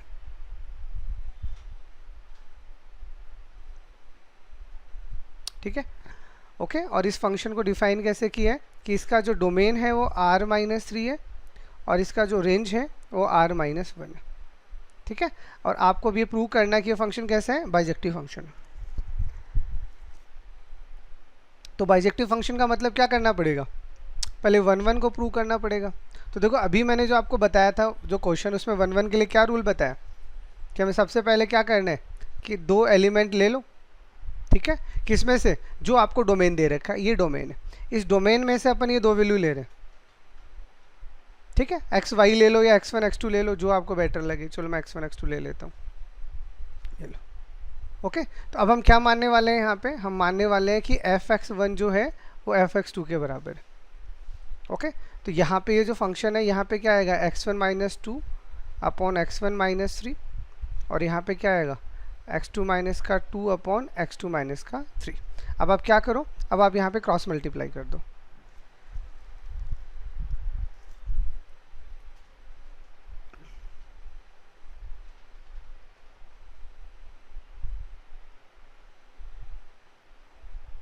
ठीक है, अब इस पूरे क्रॉस मल्टीप्लाई के सारे ब्रैकेट आप सॉल्व कर लीजिएगा। फाइनली कट कट आके जो आपके पास आएगा ना, वो आएगा x1 इक्वल टू x2, और यही तो अपने को चाहिए। अरे हमने अभी जो आपको डेफिनेशन बताई थी 1 1 की, वो यही तो बताया था कि आपको f(x1) equal to f(x2) assume करना है और ये हमारा आंसर आना चाहिए। तो ये अगर आ गया तो हम क्या बोलेंगे? It is 1 1। तो ये हमारे पास में 1 1 फंक्शन बन गया। अब इसी का हमें क्या प्रूव करना है, हमें इसी का ऑन टू निकालना है। तो अगर हमें ऑन टू निकालना है तो हम क्या करते हैं, जो भी फंक्शन दिया गया होगा पहले उसको y के बराबर एज्यूम कर लो। अभी क्या आएगा, y is equal to x minus two upon x minus का 3। अब जो भी आपको y इक्वल टू में दे रखा है उसे x इक्वल टू में बनाना है, तो आप क्या करो, क्रॉस मल्टीप्लाई कर दो। तो क्या आएगा, एक्स वाई माइनस का 3y is equal to x minus का 2। अब x इक्वल टू में बनाना है तो x का टर्म एक जगह ले आओ और बचा कुछ टर्म एक जगह ले जाओ। तो इसमें से x कॉमन ले लो, क्या आएगा, y माइनस का 1 is equal to 3y minus का 2। तो यहाँ पे आपका x आ जाएगा 3y माइनस का 2 अपॉन y माइनस का 1। ठीक है, अब आपको इस फंक्शन का क्या निकालना है, रेंज निकालना है। ठीक है, तो देखो ऐसे फंक्शन का रेंज निकालने का तरीका क्या होता है, डिनोमिनेटर कभी भी जीरो नहीं होना चाहिए। अगर आपका डिनोमिनेटर जीरो आ गया तो फंक्शन अनडिफाइन आ जाएगा। ठीक है, तो जीरो नहीं आना चाहिए, इसका मतलब क्या नहीं आना चाहिए, 1 नहीं आना चाहिए। तो इसका मतलब सारे रियल नंबर आ सकते हैं लेकिन 1 नहीं आ सकता। ये इसका क्या आ जाएगा, रेंज आ जाएगा। और आपको कोडोमेन कितना दिया है, देखो यहाँ पे देखो, ये रहा। तो कोडोमेन भी तो r-1 ही दे रखा है, देखो सेम है ना। तो हम यहाँ से क्या बोलेंगे कि जो भी आपका रेंज है वो क्या है, वो कोडोमेन के बराबर आ रहा है। तो इसका मतलब ये क्या बन गया, इसका मतलब ये ऑन टू भी बन गया। तो 1 1 भी आ गया, ऑन टू भी आ गया, तो that is a bijective function. ठीक है, देखो नेक्स्ट आपको दिया है, आपको यहाँ से दो फंक्शंस दे रखे हैं, एक f(r2r) में आपको एक फंक्शन दिया है और एक g(r2r) में एक फंक्शन दिया है। ठीक है, और उनकी कंपोजिशन दी है, मतलब g(f(x) आपको दिया गया है वो sin स्क्वायर x दिया गया है, और f(g(x) जो आपको दिया गया है वो sin x स्क्वायर दिया गया। अब आपको बोला है f एंड g निकालो। तो देखो इसको g(f(x) के लिए हमारा मैथमेटिकल सिग्निफिकेंस क्या होता है, ये होता है, इसको ऐसे लिखते हैं अपन लोग। और ऐसे अगर हमारे पास में f(g(x) होता है तो उसको कैसे लिखते हैं, ऐसे लिखते हैं। मतलब जो अंदर वाला है उसको अंदर रहने दो और जो बाहर वाला है उसको बाहर ले जाओ। अब ये आपको दिया गया है sin स्क्वायर x, तो इसको मैं ऐसे लिख सकता हूँ sin x का होल स्क्वायर। ठीक है, और ये आपको दिया गया है sin x स्क्वायर। तो अब आप इन दोनों को अगर ऑब्जर्व करते हो तो देखो यहाँ अंदर कौन है f(x) और यहाँ अंदर कौन है sin x। इसका मतलब अगर आप कंपेयर करोगे तो आपको क्या समझ में आएगा कि f(x) का वैल्यू तो आपका sin x आ रहा है, और जो g(x) आएगा वो क्या आएगा, अगर ये पूरा का पूरा x बन गया तो इस पर स्क्वायर ही तो हो रहा है, इसका मतलब g(x) आपका क्या आ रहा है, x स्क्वायर आ रहा है। That is your answer. ठीक है, इन तीन में से करने दो थे आपको, अपन तो पूरा पेपर सॉल्व कर रहे हैं, तो ठीक है, सारी चीज़ें समझते जाइए। देखो आपको ये डिटर्मिनेंट इवेल्युएट करना है, आपको बोला है इस डिटर्मिनेंट को इवेल्युएट करिए। तो देखो इसके लिए अपन क्या करते हैं, देखो सारा का सारा हर एक रो पे अगर आप देखते हो तो हर एक रो में सारा वैल्यू सेम है। तो अपन क्या करते हैं, पहली जो रो है उसमें क्या किया, पहले कॉलम में ले लो, चलो कोई फ़र्क नहीं पड़ता रो कॉलम जिस पे आप लगाना चाह रहे हो, लेकिन मैं कॉलम पे अगर लगाना चाहूँगा तो मैं इसको ऐसे लिख दूँ C1 + C2 + C3। तो तीनों कॉलम को ऐड करके फर्स्ट कॉलम की जगह लिख दो, तो क्या आएगा, इसको ऐड करोगे तो ये क्या आ रहा है, x + 2 है, ये भी आपका x + 2 है, और ये भी आपका x + 2 है। देखो तीनों सेम आ रहे हैं ना। अब जो बचा कुछ है वो a और a, यहाँ पे x a और यहाँ पे आपका a x, ऐसा आ गया। अब देखो ये वाला कॉलम सब में कॉमन आ रहा है, तो इसको अपन बाहर ले लेते हैं। तो x + 2a को अगर आप कॉमन लोगे तो यहाँ से कितना बचेगा, 1 1 1 a x a and a x। ठीक है, अब आपको पता है, ये तो डिटरमिनेंट में आपने पढ़ा ही होगा कि कभी भी अगर आपको 1 दिख जाए तो अब इनको 0 बना लो। तो इनको 0 बनाने के लिए क्या करते हैं, एक तो r1 को 0 बना लेते हैं, r1 में से r2 को सब्ट्रैक्ट कर देते हैं, और एक r2 को 0 बना लेते हैं, r2 में से r3 को सब्ट्रैक्ट कर देते हैं। तो ये आपका x + 2a as it is आ गया। अब देखो r1 - r2, इसको इसमें से सब्ट्रैक्ट करोगे 0, यहाँ पे आपके पास a - x और यहाँ पे आपके पास आ गया 0, और इसको करोगे तो इसको इसमें से करोगे तो ये 0 आ गया, यहाँ x - a आ जाएगा और यहाँ a - x आ जाएगा, और थर्ड वाला आपका एज इट इज़ आ गया। ठीक है, अब आप क्या करो इसे, अब आप इसे एक्सपैंड कर दो, या फिर चलो एक्सपैंड करने से पहले मैं इसे और सिंप्लीफाई कर देता हूँ। देखो फर्स्ट वाले में और सेकंड वाले में दोनों में से आपका क्या आ रहा है, a माइन एक्स कॉमन आ रहा है, तो a माइनस एक्स आपका इसमें इस रो में से कॉमन आ रहा है और a माइनस एक्स इसमें से भी कॉमन आ रहा है, तो 2 बार कॉमन आ रहा है, तो 0 यहाँ 1 0 हो जाएगा, 0 है। यहाँ से आपने a माइनस एक्स लिया है तो माइनस कॉमन लेना पड़ेगा, तो ये -1 बन जाएगा और ये 1ax। तो अब ये ज़्यादा सिंपल बन गया, ठीक है। अब इसे एक्सपैंड कर दीजिए अलोंग फर्स्ट कॉलम, तो आप इसे फर्स्ट कॉलम के अलोंग एक्सपेंड करोगे तो x plus 2a a minus x whole square, तो देखो ये 0, देखो प्लस माइनस प्लस, तो 0 माइनस 0 प्लस 1, और इसके अलोंग सॉल्व करोगे तो ये 1 आएगा और ये 0, तो दिस इज़ 1 माइनस 0। तो फाइनली यहाँ से आपका पूरा का पूरा 1 आ रहा है, तो फाइनल आंसर आ जाएगा x प्लस का 2a and a minus x का whole square, that is your final answer, ठीक है।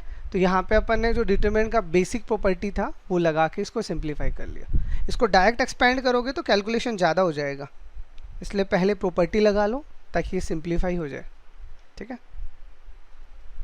नेक्स्ट आपको इस मैट्रिक्स का क्या करना है, इन्वर्स निकालना है, ओके। तो होप सो आपको आता होगा इन्वर्स का फॉर्मूला। तो ए इन्वर्स का फॉर्मूला क्या होता है, adjoint of A upon determinant of A, ठीक है।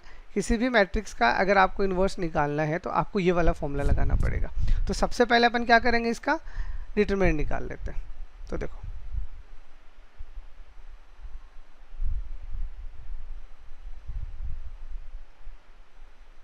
तो इसको सॉल्व करोगे, देखो कितना आएगा, प्लस माइनस प्लस, तो यहाँ पे आपका 1 आ गया, तो कितना आएगा 16 माइनस का 9, यहाँ से -3 तो 4 माइनस 3, और ये आपका अगर +3 लोगे तो कितना आएगा 3 माइनस 4, तो 16 माइनस 9 कितना होता है 7 माइनस 3 और -3, तो ये कितना आ गया 1 आ गया। तो हम पहले सबसे पहले अगर किसी भी मैट्रिक्स का इन्वर्स निकालते हैं तो हम सबसे पहले क्या बोलते हैं कि जो भी मैट्रिक्स है वो 0 नहीं होना चाहिए, मतलब कैसे मैट्रिक्स होनी चाहिए, नॉन सिंगुलर मैट्रिक्स होनी चाहिए, ठीक है। तो अगर ये 1 आ गया इसका मतलब ये 0 तो आया ही नहीं ना, इसका मतलब इसका इन्वर्स एग्जिस्ट कर जाएगा। तो अब अपन क्या निकालते हैं, एडजॉइंट ऑफ ए। तो एडजॉइंट ऑफ ए निकालने के लिए क्या निकालना पड़ेगा बताओ, पहले माइनर निकालेंगे फिर कोफैक्टर्स निकालेंगे। तो देखो सबसे पहले माइनस निकाल लेते हैं, माइनर आता है ना सबको निकालना। जैसे आप अगर 1 का जिस भी एलिमेंट का आपको माइनर निकालना है ना, उसके अलोंग रो कॉलम को हाइड कर लो। जैसे ये फर्स्ट एलिमेंट है तो 1 का माइनर निकालोगे तो 16 माइनस 9 कितना आ जाएगा 7, इसका माइनर निकालोगे तो कितना आएगा 4 माइनस 3 यानी 1, इसका माइनर निकालोगे कितना आएगा 3 माइनस का 4 यानी -1, ठीक है। अब आप इसका माइनर निकालोगे तो ये रो गया ये कॉलम गया, तो कितना आएगा 12 माइनस का 9 यानी 3,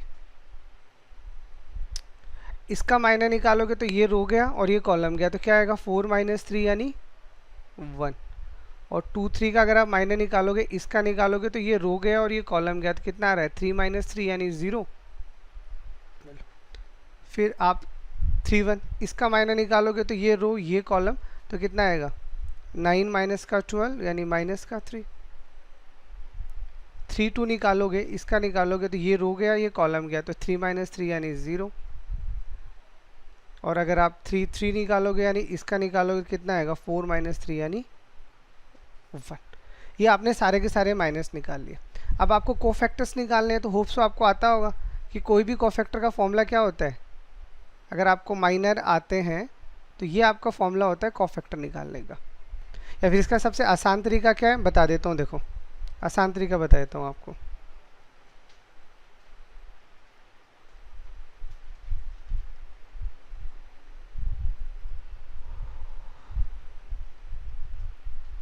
देखो आसान तरीका क्या है, ये जो डिनोमिनेटर है ये वाला जो नंबर इनको ऐड कर लो। देखो ये -1 का पावर i प्लस यही तो है, तो इन दोनों को ऐड करने से अगर ये इवन आ रहा है तो जो नंबर यहाँ लिखा हुआ वो एज इट इज़ लिख दो, और अगर इन दोनों को ऐड करने से अगर ये ऑड आ रहा है तो जो भी आपको लिखा हुआ है उसका साइन बदल के लिख दो, ठीक है। तो इसका मतलब क्या हुआ, अल्टरनेटिवली प्लस, देखो ये प्लस आ गया एज इट इज़, फिर ये माइनस आ जाएगा, फिर ये एज इट इज़ आपका क्या आएगा -1 आ जाएगा। तो इसको ऐड कर लिए इवन आ रहा है ना, ऐसे इसको ऐड करोगे ऑड तो ये -3 हो जाएगा, इसको ऐड करोगे इवन तो ये 1 रहेगा, 0 पे वैसे ही कोई फ़र्क नहीं पड़ता, ये इवन है -3 ही रहेगा, ये 0 एज इट इज़ रहेगा और ये आपका 1 आ जाएगा। ठीक है, तो अब आपको क्या करना है, इन कोफैक्टर का मैट्रिक्स बना लेना है। 7 -1 -1 -3 1 0 -3 0 और 1। अब आपको एडजॉइंट चाहिए। ठीक है, तो एडजॉइंट ऑफ ए क्या होता है, जो भी आपकी कोफैक्टर वाली मैट्रिक्स होगी इसी का क्या कर लो, ट्रांसपोज ले लो। तो ट्रांसपोज लोगे कितना आएगा, 7 -1 -1 -3 1 0 और -3 0 1। ठीक है, ये आपका आ गया एडजॉइंट। अब हमें ए इनवर्स निकालना था, फॉर्मूला क्या है, adjoint of A upon determinant of A. तो डिटर्मिनेंट ऑफ ए आपका 1 आ रहा है, तो यानी 1 से डिवाइड करेंगे तो रिजल्ट तो यही आएगा ना।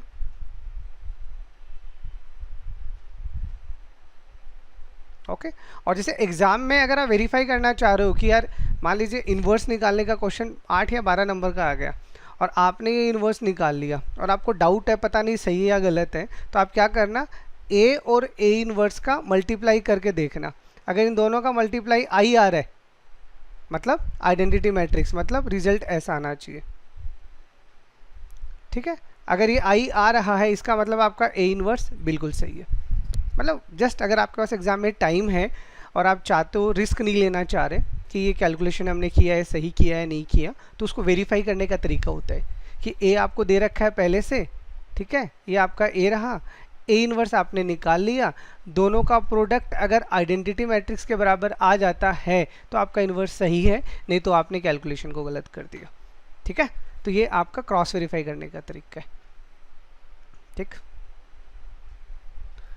ओके, नेक्स्ट आपको ये 3 लीनियर इक्वेशन दी है। ठीक है, और इसको आपको क्रेमर रूल से सॉल्व करना है। तो देखो क्या करते हैं क्रेमर रूल में, सबसे पहले जो भी इक्वेशन आपको दिया गया है उसको मैट्रिक्स फॉर्म में लिख लो। ओके, तो यहाँ ए क्या आएगा, एक्स वाई जेड के कॉफिशिएंट, यहाँ 1 1 1, यहाँ पे क्या आ रहा है 1 2 3 और यहाँ पे क्या आ रहा है 1 3 4। ये आपका ए आ गया। एक्स आपके वेरिएबल्स हैं जो आपको दे रखे हैं और इक्वल टू में जो वैल्यू दे रखी है 7 16 और 22 यहाँ लिख लो। पहले that form is called matrix form. ठीक है, अब आपको इसको क्रेमर रूल से सॉल्व करना है। तो सबसे पहले अगर हमें सॉल्व करना है तो हम सबसे पहले क्या निकालते हैं, यहाँ पे डिटरमिनेंट निकालते हैं डेल्टा। तो जो भी हमारा ए आ रहा है उसका हम सबसे पहले डिटरमिनेंट निकालेंगे। ठीक है, तो इसको सॉल्व करते हैं। तो देखो ये प्लस ये माइनस ये प्लस, तो यहाँ 1 आ गया, ये आपका 8 - 9 माइनस का 1 और यहाँ से क्या आ रहा है आपका 4 माइनस का 3 प्लस का 1 और यहाँ से कितना आ रहा है 3 माइनस का 2। तो इसको सॉल्व करो, कितना आ रहा है माइनस का 1 और प्लस का 1, तो ये कैंसिल आउट करके कितना आ गया आपका माइनस का 1। ठीक है, तो ये अगर आपका -1, अब आपको क्या निकालना है, यहाँ से एक बार डेल्टा 1 निकालना है, एक बार आपको डेल्टा 2 निकालना है और एक बार आपको डेल्टा 3 निकालना है। तो देखो कैसे निकलेंगे। तो सबसे पहले डेल्टा 1 का मतलब यहाँ क्या होता है क्रेमर रूल में, पता होगा ना सबको। देखो अगर आपको डेल्टा 1 निकालना है तो देखो डेल्टा 1 का मतलब क्या होता है कि जो भी आपको मैट्रिक्स दिया गया, 1 मतलब है फर्स्ट कॉलम, इस फर्स्ट कॉलम को रिप्लेस कर दो इससे, तो यहाँ पे क्या आ जाएगा 7 16 और 22, बाकी जो है वो एज इट इज़ रख लो। ठीक है, बाकी में अपन कोई चेंजेस नहीं करेंगे।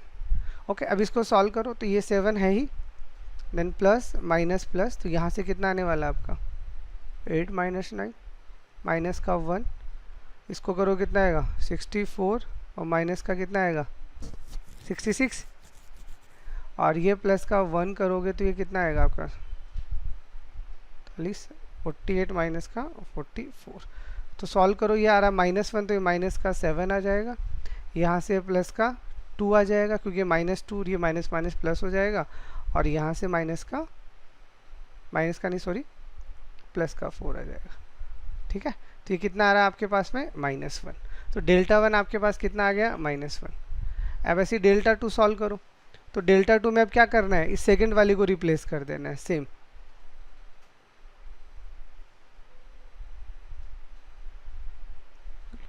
सॉल्व करो तो ये 1 है, तो 16 इंटू 4 कितना होता है 64, ये आपका आ गया 66, ये अगेन प्लस माइनस का प्लस, तो ये माइनस का 7 आपके पास आ गया,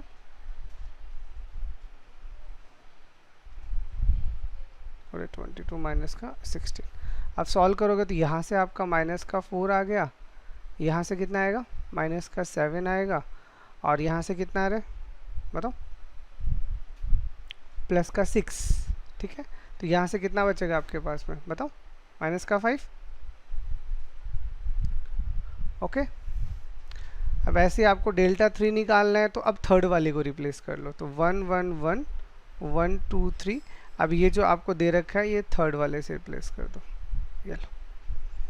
अब इसको आप सॉल्व करके लिखो, तो अगेन प्लस माइनस प्लस, तो ये 1 1 के साथ आपका कितना आएगा 44 माइनस का 48, माइनस 1 सॉल्व करोगे कितना आएगा 22 माइनस का 16, और 7 के साथ सॉल्व करोगे कितना आएगा 3 माइनस का 2, तो यहाँ से माइनस का 4,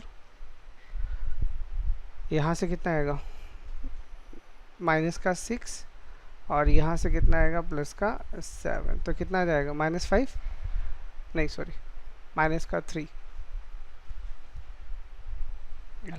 अब आपको इसको सॉल्व करना है, तो देखो x का वैल्यू यहाँ होता है डेल्टा 1 बाई डेल्टा, तो डेल्टा 1 आपका कितना है -1, और डेल्टा आपका वैसे ही -1 है तो 1 आ जाएगा, और y होता है आपका डेल्टा 2 बाई डेल्टा, तो ये आपका कितना है माइनस का 5 अपॉन माइनस का 1, तो ये आपका 5 आ जाएगा, और z आपका होता है डेल्टा 3 बाई डेल्टा, तो माइनस का 3 अपॉन -1, ये आपका 3 आ जाएगा।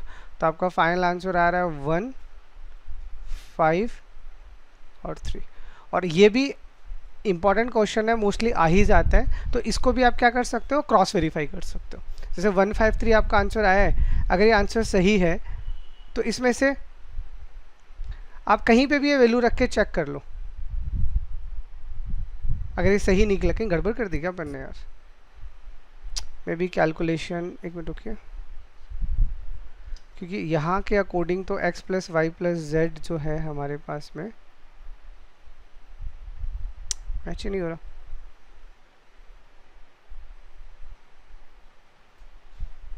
पाँच ही 3 8 और 1 9, ये तो फिर 9 आना चाहिए ना।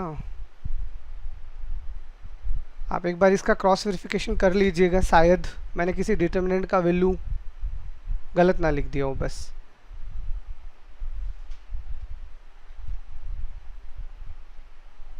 ठीक है ना भाई, ये तरीका है, शायद हो सकता है मैंने किसी डिटरमिनेंट का आपके सामने ही कैलकुलेशन किया है, हो सकता है कोई प्लस माइनस का मिस्टेक हो गया हो, you can check it. Finally जो रिजल्ट, अगर प्लस माइनस का मिस्टेक है, हाँ हाँ नहीं हो गया होगा, बिल्कुल मैं खुद मान रहा हूँ इस चीज़ को, क्योंकि हो ही नहीं सकता। अगर ये आपका जो XYZ का वैल्यू आया है ना, ये वैल्यू हमेशा क्या करता है, इसको सेटिस्फाई करता ही करता है। यहाँ पे आप XYZ का वैल्यू रखिए, ये 7 आएगा। प्रोसेस सही था सर, प्रोसेस से मतलब है, बाकी हाँ तो हाँ कैलकुलेट बिल्कुल बिल्कुल, क्योंकि देखिए क्वेश्चन ये एज इट इज़ तो आने से भी गया, अरे डिजिट तो बदल के ही आएंगे ना, आपको ये तरीका समझ में आना चाहिए। और मैं लास्टली वेरिफिकेशन आपको इसलिए बता रहा हूँ क्योंकि मैं नहीं चाहता आप किसी भी तरह का वहाँ कैलकुलेशन मिस्टेक करो, और वहाँ अगर हो गया है, मान लीजिए ये आपने सॉल्व किया, अब आपको कंफर्मेशन लेना है, तो आप इसमें से किसी भी इक्वेशन में रखिए, इक्वल टू वाला वैल्यू बनना चाहिए, अगर बन रहा है तो कैलकुलेशन सही है, नहीं तो गलत है, मतलब आप वापस इसे क्रॉस वेरीफाई कर लीजिएगा, तो एग्जाम में बच जाओगे आप, इसलिए मैं आपको ये बता रहा हूँ, ठीक है ना। तो एक बार आप इसे क्रॉस चेक कर लीजिएगा, ओके। देखिए कोऑर्डिनेट ज्योमेट्री वाला पोर्शन एग्जाम में सिलेबस से हटा दिया, तो ये करवाऊं या रहने दूं बताओ, चलो कर लो यार, अब कर ही रहे तो।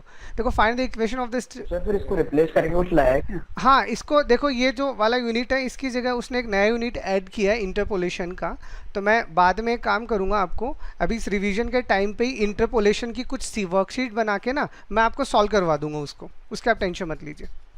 जो नया यूनिट ऐड हुआ है ना, उसके क्वेश्चंस मैं खुद आपको सॉल्व करवा दूंगा, क्योंकि कोऑर्डिनेट ज्योमेट्री इस बार सिलेबस से हटा दी है, तो ये क्वेश्चंस क्या ऐसे क्वेश्चंस आएंगे तो है नहीं, तो आप रहने दो इनको, ठीक है। तो ये 5th क्वेश्चन जो कोऑर्डिनेट ज्योमेट्री का था, ये फर्स्ट और सेकंड पार्ट मैं भी स्किप कर रहा हूँ क्योंकि इस बार ये सिलेबस से हटा दिया गया है, ठीक है। अब यहाँ से देख लीजिए, ये क्या आपका क्वाड्रेटिक इक्वेशन है, तो यहाँ पे क्या बोला है, ये क्वाड्रेटिक इक्वेशन आपको दिया गया है 4 - kx² + 2 k + 2 x and finally 8k minus 1 is equal to 0। आपको बोला है इसके रूट इक्वल है। तो देखो किसी भी क्वाड्रेटिक इक्वेशन के अगर रूट इक्वल होते हैं तो अपनी कंडीशन क्या होती है, d equal to 0। Hope so आपको पता होगा, ठीक है। मतलब किसी भी क्वाड्रेटिक इक्वेशन को जब हम सॉल्व करते हैं तो ये हमारा क्वाड्रेटिक इक्वेशन को सॉल्व करने का फॉर्मूला होता है, जहाँ d का मतलब होता है डिस्क्रिमिनेंट, जिसका वैल्यू होता है आपका b स्क्वायर माइनस का 4ac। तो किसी भी क्वाड्रेटिक इक्वेशन के रूट अगर इक्वल होंगे तो d आपका हमेशा बराबर होता है 0 के। तो यहाँ से पहले a का वैल्यू निकालो, कितना आएगा 4 माइनस के। b का वैल्यू निकालोगे, इसको मल्टीप्लाई करके लिख दो तो कितना आएगा 2k प्लस का 4, और c का वैल्यू कितना आ रहा है यहाँ से 8k माइनस 1। तो अब अगर रूट्स इक्वल है, ठीक है, अगर आपके रूट्स इक्वल हैं देन हमारा कंडीशन क्या होगा, d इक्वल टू 0, d यानी b square minus 4ac is equal to 0। तो यहाँ b का वैल्यू ये है तो कितना आएगा b स्क्वायर माइनस का 4, ये आपका a आ गया और ये आपका c आ गया इक्वल टू 0, ठीक है। अब देखो यहाँ से आप 2 कॉमन ले लो, तो 2 कॉमन लोगे तो 2 का स्क्वायर 4 बाहर आएगा, तो ये आपके पास k प्लस 2 का होल स्क्वायर माइनस का 4, 4 माइनस के 8k minus 1 is equal to 0। तो यहाँ से ये वाला 4 और ये वाला 4 कॉमन लेके काट दीजिए, 0 के बराबर हो जाएगा। इसको सॉल्व करोगे कितना आएगा k का स्क्वायर प्लस का 4 प्लस का 2k माइनस, ये दोनों ब्रैकेट आप सॉल्व कीजिए, इसको इससे करोगे कितना आएगा 32k माइनस का 4 माइनस 8k स्क्वायर और प्लस का k इज इक्वल टू 0।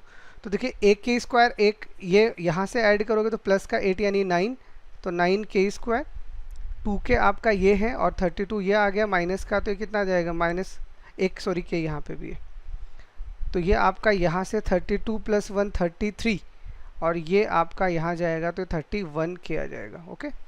और कांस्टेंट पार्ट में ये आपका 4 आ गया, ठीक है, और यहाँ से भी आपका 4 आ गया, तो 4 प्लस 4 कितना हो गया 8 इज इक्वल टू 0, ओके। अब ये आप सॉल्व कर लीजिएगा, ये तो अब आ गया ना, आपको क्वाड्रेटिक लगा देना इस पे। तो यहाँ पे k का वैल्यू आपको निकालना है, तो minus b plus minus b square minus का 4ac अपॉन 2a, ठीक है। तो इसको सॉल्व करके आप k का वैल्यू निकाल लीजिएगा, ठीक है। अभी मैं यहाँ तक आपके लिए छोड़ देता हूँ। बस कभी भी अगर आपको ये बोला जाए कि किसी क्वाड्रेटिक के रूट अगर इक्वल हैं तो इसका मतलब आपका d हमेशा 0 होता है, तो वहाँ से आप इसको पूरा सॉल्व कर लीजिएगा, ठीक है।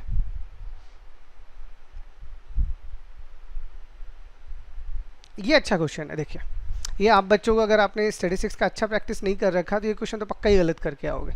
कैसे, देखो यहाँ पे आपको क्या दे रखा है, लेस देन, मैं पूरा क्वेश्चन लिख के समझा रहा हूँ।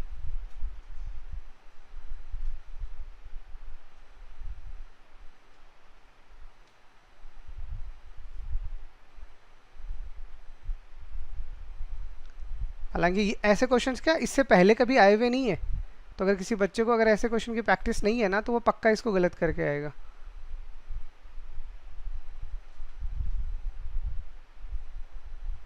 देखो तो सबसे पहले आप मुझे ये बताओ कि ये जो सीरीज दे रखा है ये सीरीज कौन सा वाला है, इंडिविजुअल है, डिस्क्रीट है, कॉन्टिन्यूस है। तो देखिए ये जो सीरीज आपको दिया गया है ये आपका कॉन्टिन्यूस सीरीज है, ये डिस्क्रीट सीरीज नहीं है, ये कॉन्टिन्यूस सीरीज है, ठीक है। और कॉन्टिन्यूस सीरीज है और आपको निकालना क्या है, मीडियन। तो आपको क्लास इंटरवल चाहिए।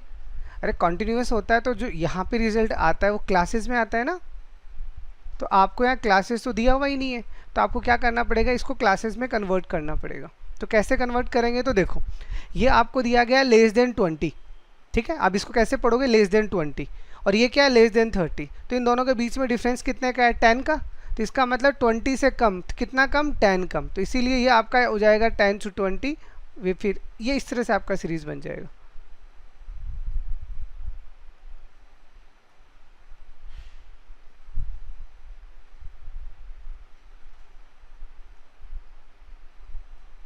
ठीक है, ओके। तो यानी ये फिर से देखिएगा, यहाँ लिखा हुआ है लेस देन 20, इसने बोला है 20 से कम, तो कितना कम, तो इसके लिए आप इन दोनों के बीच का डिफरेंस निकाल लो, तो कितना है 10, तो हमें बोला गया 20 से 10 कम, तो 20 से 10 कम कितना हो जाएगा 10। तो आपको यहाँ से क्या पता चल जाएंगे, सारे के सारे क्लास इंटरवल पता चल जाएंगे। ओके, सेकंड खास बात, अब सेकंड खास बात इसकी क्या है, ये जो आपको दे रखा है ना ये एफ नहीं है। देखिए कभी भी स्टैटिस्टिक्स में ये चीज़ हमेशा ध्यान रखिएगा, अगर आपको कॉन्टिन्यूस सीरीज दिया गया है और उस कॉन्टिन्यूस सीरीज में ये जो फ्रीक्वेंसी है ना, ये फ्रीक्वेंसी अगर ये लगातार इंक्रीज हो रही है, देखो ये लगातार इंक्रीज हो रही है, दिख रहे हैं, कहीं पे भी रुकी क्या बीच में, कहीं नहीं रुकी। तो कभी भी अगर आपकी फ्रीक्वेंसी लगातार अगर इंक्रीज होती है तो वो फिर एफ नहीं है, वो क्या है, वो सी एफ होता है, क्यूमुलेटिव फ्रीक्वेंसी। तो आपको इस क्वेश्चन में बेवकूफ़ बना रखा था, नथिंग एल्स।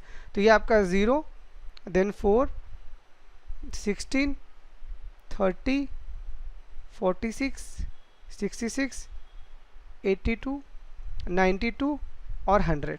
अब f हमें निकालना है, तो हम f कैसे निकालेंगे, ये एज इट इज़, इसको इसमें से माइनस करोगे कितना आएगा 4। अरे इनका कॉन्टिन्यूसली गैप लेते रहो, आपको f खुद ही पता चल जाएगा। ठीक है, तो पहले वाला एज इट इज़, इसको इसमें से घटाया 4, इसको इसमें से घटाओ कितना आएगा 12। ओके, इसको इसमें से घटाओ कितना आएगा 14, इसको इसमें से घटाओ कितना आएगा 16, इसको इसमें से घटाओ कितना आएगा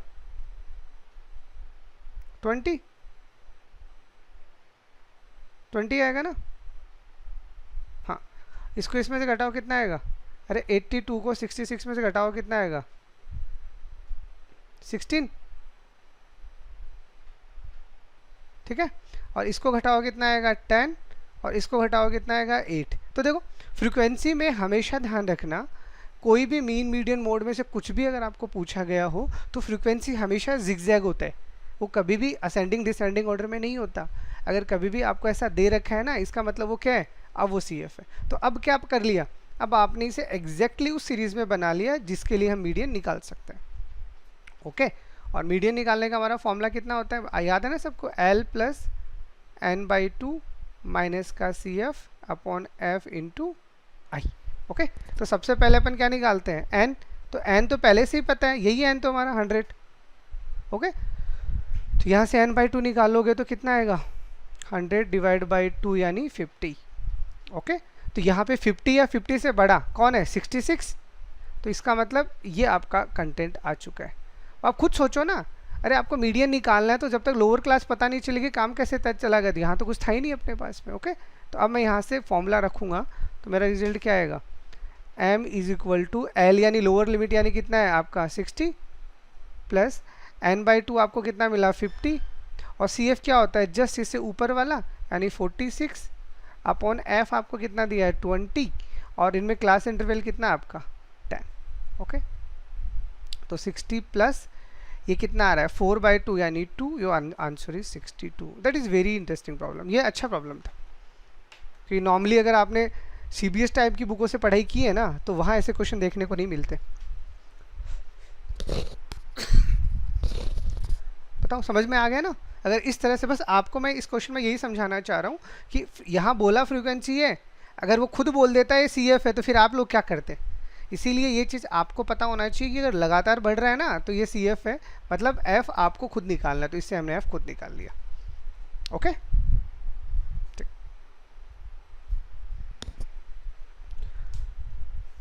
calculate the standard deviation of the following distribution. ठीक है, देखो स्टैंडर्ड डेविएशन आपको निकालना है।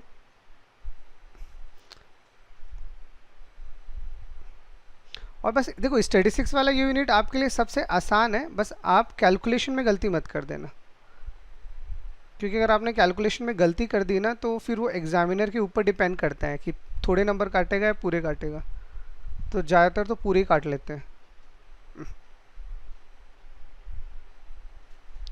तो ये पूरी कैलकुलेशन आप कर लीजिएगा, मैं आपको तरीका बताता हूँ। देखो अगर आपको स्टैंडर्ड डेविएशन निकालना है तो स्टैंडर्ड डेविएशन निकालने के लिए आपके पास में जो फॉर्मूला होता है वो क्या क्या होता है बताता हूँ। देखो एक स्टैंडर्ड डेविएशन निकालने का सबसे पहला फॉर्मूला होता है sigma f x minus x bar का whole square upon sigma f. ठीक है, अगर आपको ऐसा लग रहा है कि इसका मीन आसान है निकालना, आप इसका मीन आसानी से निकाल ले, तो चलो एक बार इसका मीन देखो पूरा निकालना पड़ेगा। तो इसका मीन निकालने का मतलब अब आपको एक्स बार निकालना पड़ेगा, मतलब sigma f x upon sigma F करना पड़ेगा।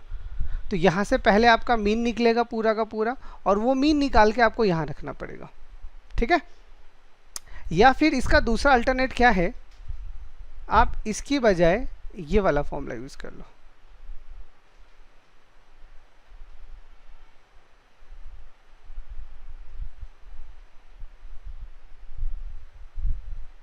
ये फॉर्मूला आपके लिए ज़्यादा इजी है, जहाँ टी का मतलब यहाँ पे क्या होता है, x माइनस है। तो यहाँ पे अब आपके लिए एक अच्छी बात क्या हो गई, यहाँ पे लिए आपके अच्छी बात ये हो गई है कि अब आपको अलग से मीन निकालने की आवश्यकता नहीं है। देखो मीन की हमने यहाँ पूरी कैलकुलेशन को कितना सिंप्लीफाई कर दिया। तो देखो मैं ये पूरी वैल्यूज़ तो निकाल देता हूँ, अब फाइनल कैलकुलेशन आप कर लीजिएगा। तो यहाँ से आपको कैलकुलेशन से बचाने के लिए मैंने बोला है अब ये फॉर्मूला अप्रोच करो। तो सबसे पहले आपका d निकलेगा, कितना होता है x माइनस ए। तो यहाँ पे सबसे पहले d निकालिए x माइनस ए, इसमें से जो आपको मानना है मान लीजिए आपने 35a मान लिया है, तो यहाँ पे 35 रख दीजिए। ठीक है, तो ये कितना आएगा आपके पास में 5 माइनस 35 यानी माइनस का 30, फिर ये कितना आएगा माइनस का 20 माइनस 10 0 10 20 एंड 30, ये आपका d आ गया। ओके, अब ये जो d आ गया है इसी में अब आपको क्या करना है, एक बार यहाँ से f इंटू डी निकालना है। ओके, तो f और d आपके पास है, तो ये कितना आएगा माइनस का 30 माइनस का 100 माइनस का 120 0 170 और ये 20 था ना, तो ये 180 और ये 120, ये आपका यहाँ से क्या आ गया एफ डी आ गया। और उसके साथ ही आपको क्या निकालना है, एफ डी स्क्वायर। तो एफ डी स्क्वायर कैसे निकालोगे, इस एफ डी को फिर से डी से मल्टीप्लाई कर दो, तो कितना आएगा 900, ये कितना आएगा 2000। ओके, इसको इससे करो कितना आएगा 1200 0 1700 3600 और 3600। ठीक है, बोलो देखो बिना मीन निकाले अपन ने इसको कितना आसानी से निकाल लिया। नहीं तो आपको मीन निकालना ही पड़ेगा। अगर आप ये वाला फॉर्मूला अप्रोच करते हो तो आपकी मर्जी है, आप इससे भी कैलकुलेशन कर सकते हो, बट अगर वैल्यू काफ़ी ज़्यादा कॉम्प्लेक्स हैं देन सेकंड फॉर्मूला आपके लिए ज़्यादा बेटर है, आंसर दोनों से सेम आएगा। ठीक है, तो अब आप यहाँ से क्या कर लेना है, अब मैं आपके लिए छोड़ देता हूँ, यहाँ से सिग्मा एफ डी निकाल लीजिएगा, यहाँ से सिग्मा एफ निकाल लीजिएगा और यहाँ से सिग्मा एफ डी स्क्वायर निकाल लीजिएगा। ठीक है, ये तीन वैल्यूज आपको यहाँ निकालनी है और इन तीनों वैल्यूज़ को बस इस फॉर्मूले में रख देना है, आपका आंसर आ जाएगा। तो बताओ आसान है तरीका, क्योंकि स्टैंडर्ड डेविएशन आपसे क्या ज़्यादातर पूछा जाता है यार, इसीलिए मैं तो यही कहता हूँ अगर वैल्यू यही अगर छोटी छोटी वैल्यू होती तो मैं भी ये लगा देता, बट वैल्यूज़ काफ़ी बड़ी हैं तो हम यही चाह रहे हैं कि कम टाइम में कैलकुलेशन अच्छा हो, तो that is the best method for you. Okay, तो कैलकुलेशन बस आप कर लेना, अप्रोच मैंने आपको सारा बता दिया। ठीक, नेक्स्ट कोफिशिएंट ऑफ कोरिलेशन। ठीक है, आपको x दिया है और y दिया है और आपको बोला है कोफिशिएंट ऑफ कोरिलेशन निकालो। तो देखो फॉर्मूले में आपको सारे बताता हुआ चल रहा हूँ और मैं ये भी बता रहा हूँ कौन सा फॉर्मूला कब लगाना है, क्योंकि 2-3 साल के पेपर जैसे आप सॉल्व करोगे तो हो सकता है कभी कोई फॉर्मूला लगा रखा हो, कभी कोई फॉर्मूला लगा रखा हो, लेकिन इंपॉर्टेंट चीज़ ये है आपको समझ आना चाहिए कब कौन सा फॉर्मूला लगाना है।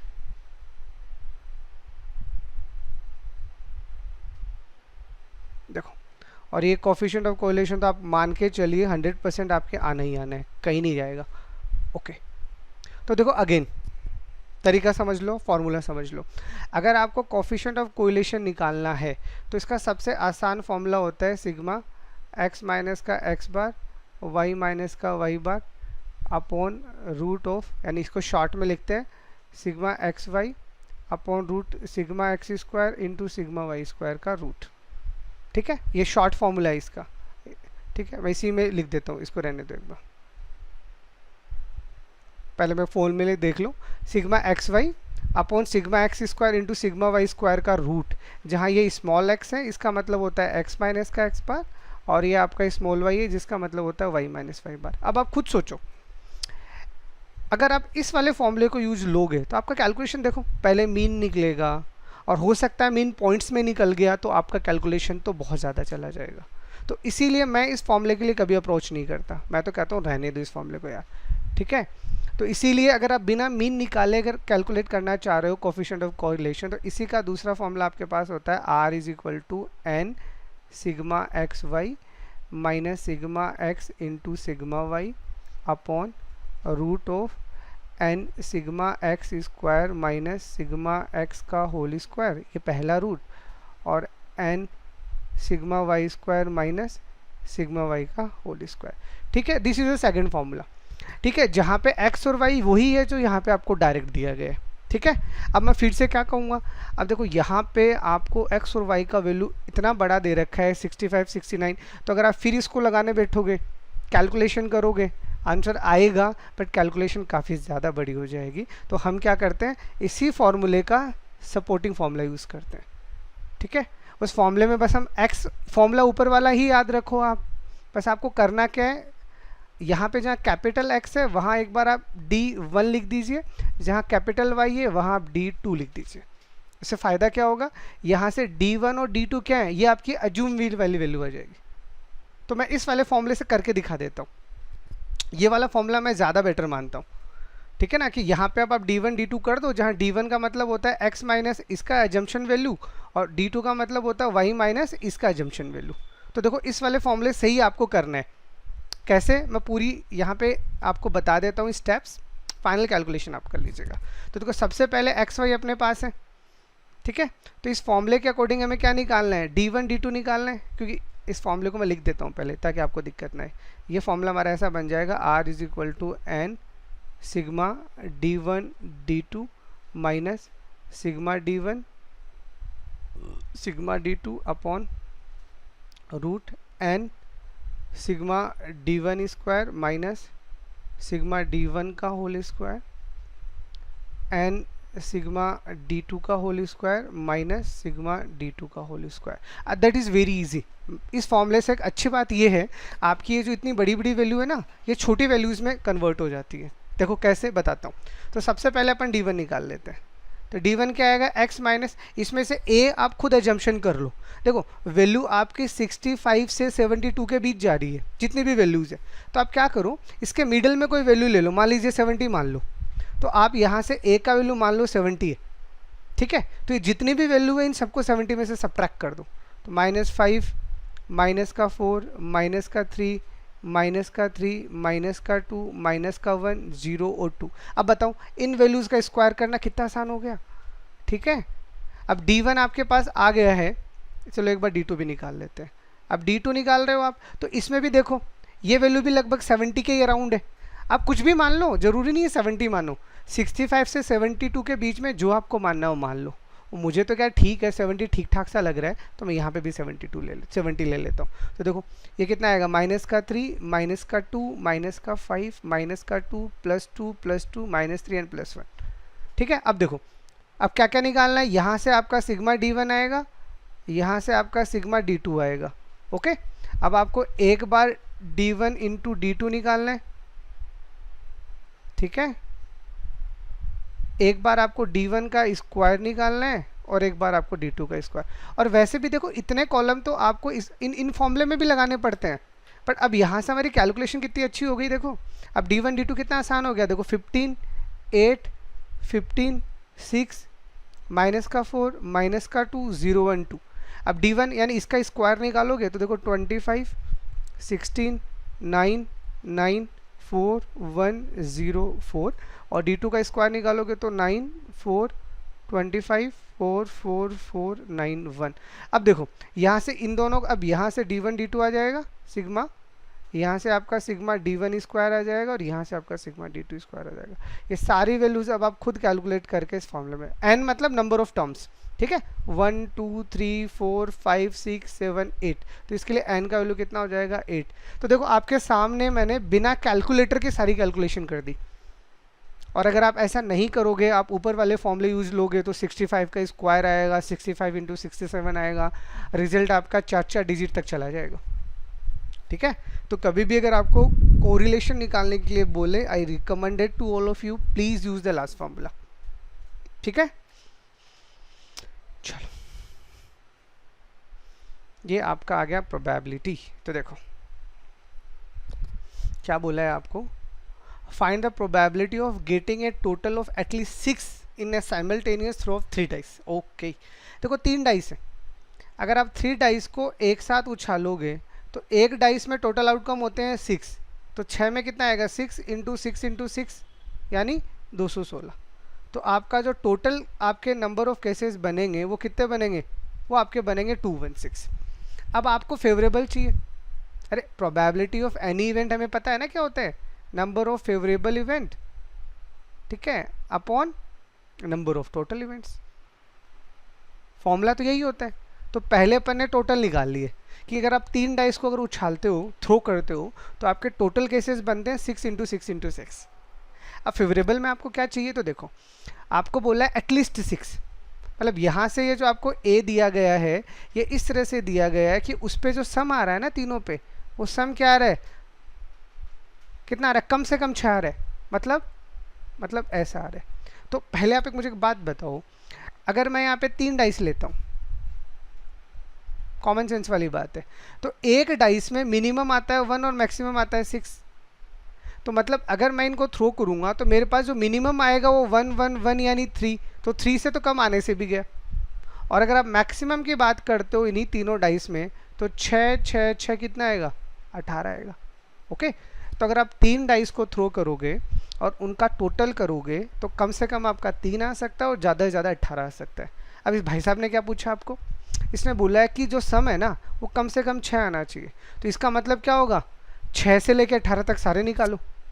अरे कम से कम 6 का मतलब तो यही हुआ ना कि ये 3 है, यहाँ कहीं 6 होगा, तो 6 से 18 तक सारा निकालो। पर हम पागल थोड़ी जितने केस निकालेंगे, तो हमें तो आता है ना, अरे फॉर्मूला पता है ना, P A plus P A bar 1 होता है, पढ़ा ना प्रोबेबिलिटी में। किसी भी इवेंट का होना और नहीं होना दोनों का सम हमेशा 100% होता है, यानी 1 होता है। तो इसी को अगर मैं लिखना चाहूँ तो इसको मैं ऐसे नहीं लिख सकता कि 1 माइनस मेरी जो प्रोबेबिलिटी का सम है वो मैं एटमोस्ट 6 निकाल लूँ। अरे ये जो मेरा 3 से 18 वाला केस है, मैं इसको ऐसे नहीं लिख सकता कि मेरा सम या तो 6 से कम आएगा या मेरा सम जो आएगा वो 6 या 6 से ज़्यादा आएगा। तो इन दोनों को अगर मैं ऐड करूँगा तभी तो 1 आएगा।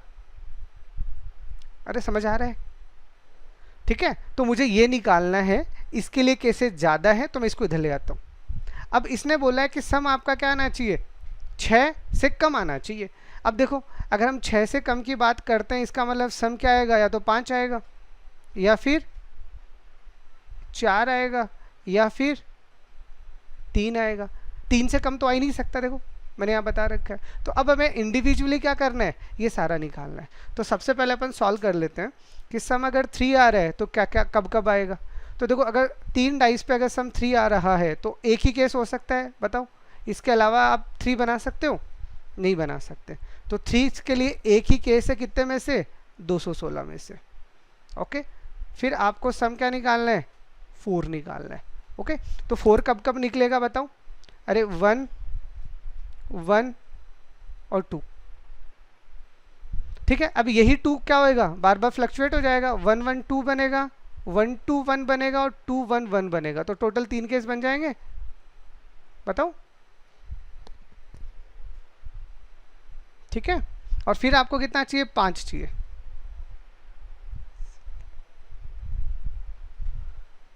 तो 5 के लिए देखिए क्या आएगा, पहले पे 1, दूसरे पे 1, तो 2 तो आ ही गया, तो इसका मतलब ये कितना आना चाहिए, 3 आना चाहिए, ठीक है।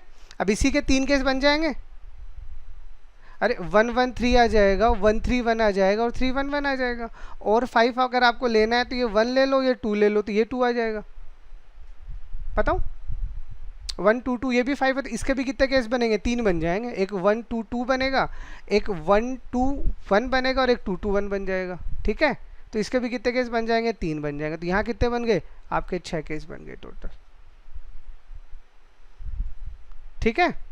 तो अब आपको तीनों केस अलग अलग मिल गए, तो यहाँ इस फॉर्मूले में रख दो। तो इस फॉर्मूले में रखोगे तो कितना आएगा आपका फाइनल, 1 माइनस, और इन तीनों को ऐड करो कितना आएगा, 6 3 9 1 10, तो 10 एंड दिस इज 216। तो कितना जाएगा, 206 upon 216, that is your final answer. ये 3 डाइस का क्या आपके एग्जाम में कम आता है, ज़्यादातर आपके 2 ही डाइस का आता है। ये इसने इस बार 3 का पूछ लिया, तो ये आपको इतना तो देखो आना ही चाहिए, पूछा है तो बिल्कुल आपको आना चाहिए। बताओ यहाँ तक किसी को भी कोई डाउट है तो, ठीक है।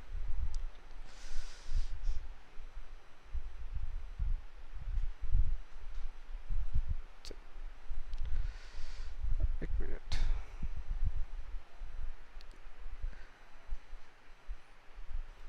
देखो अब फर्स्ट क्वेश्चन, नेक्स्ट इसने क्या बोला है कि one card is drawn from a well sifted pack of 52 cards, then find the probability that the card drawn is either red or king.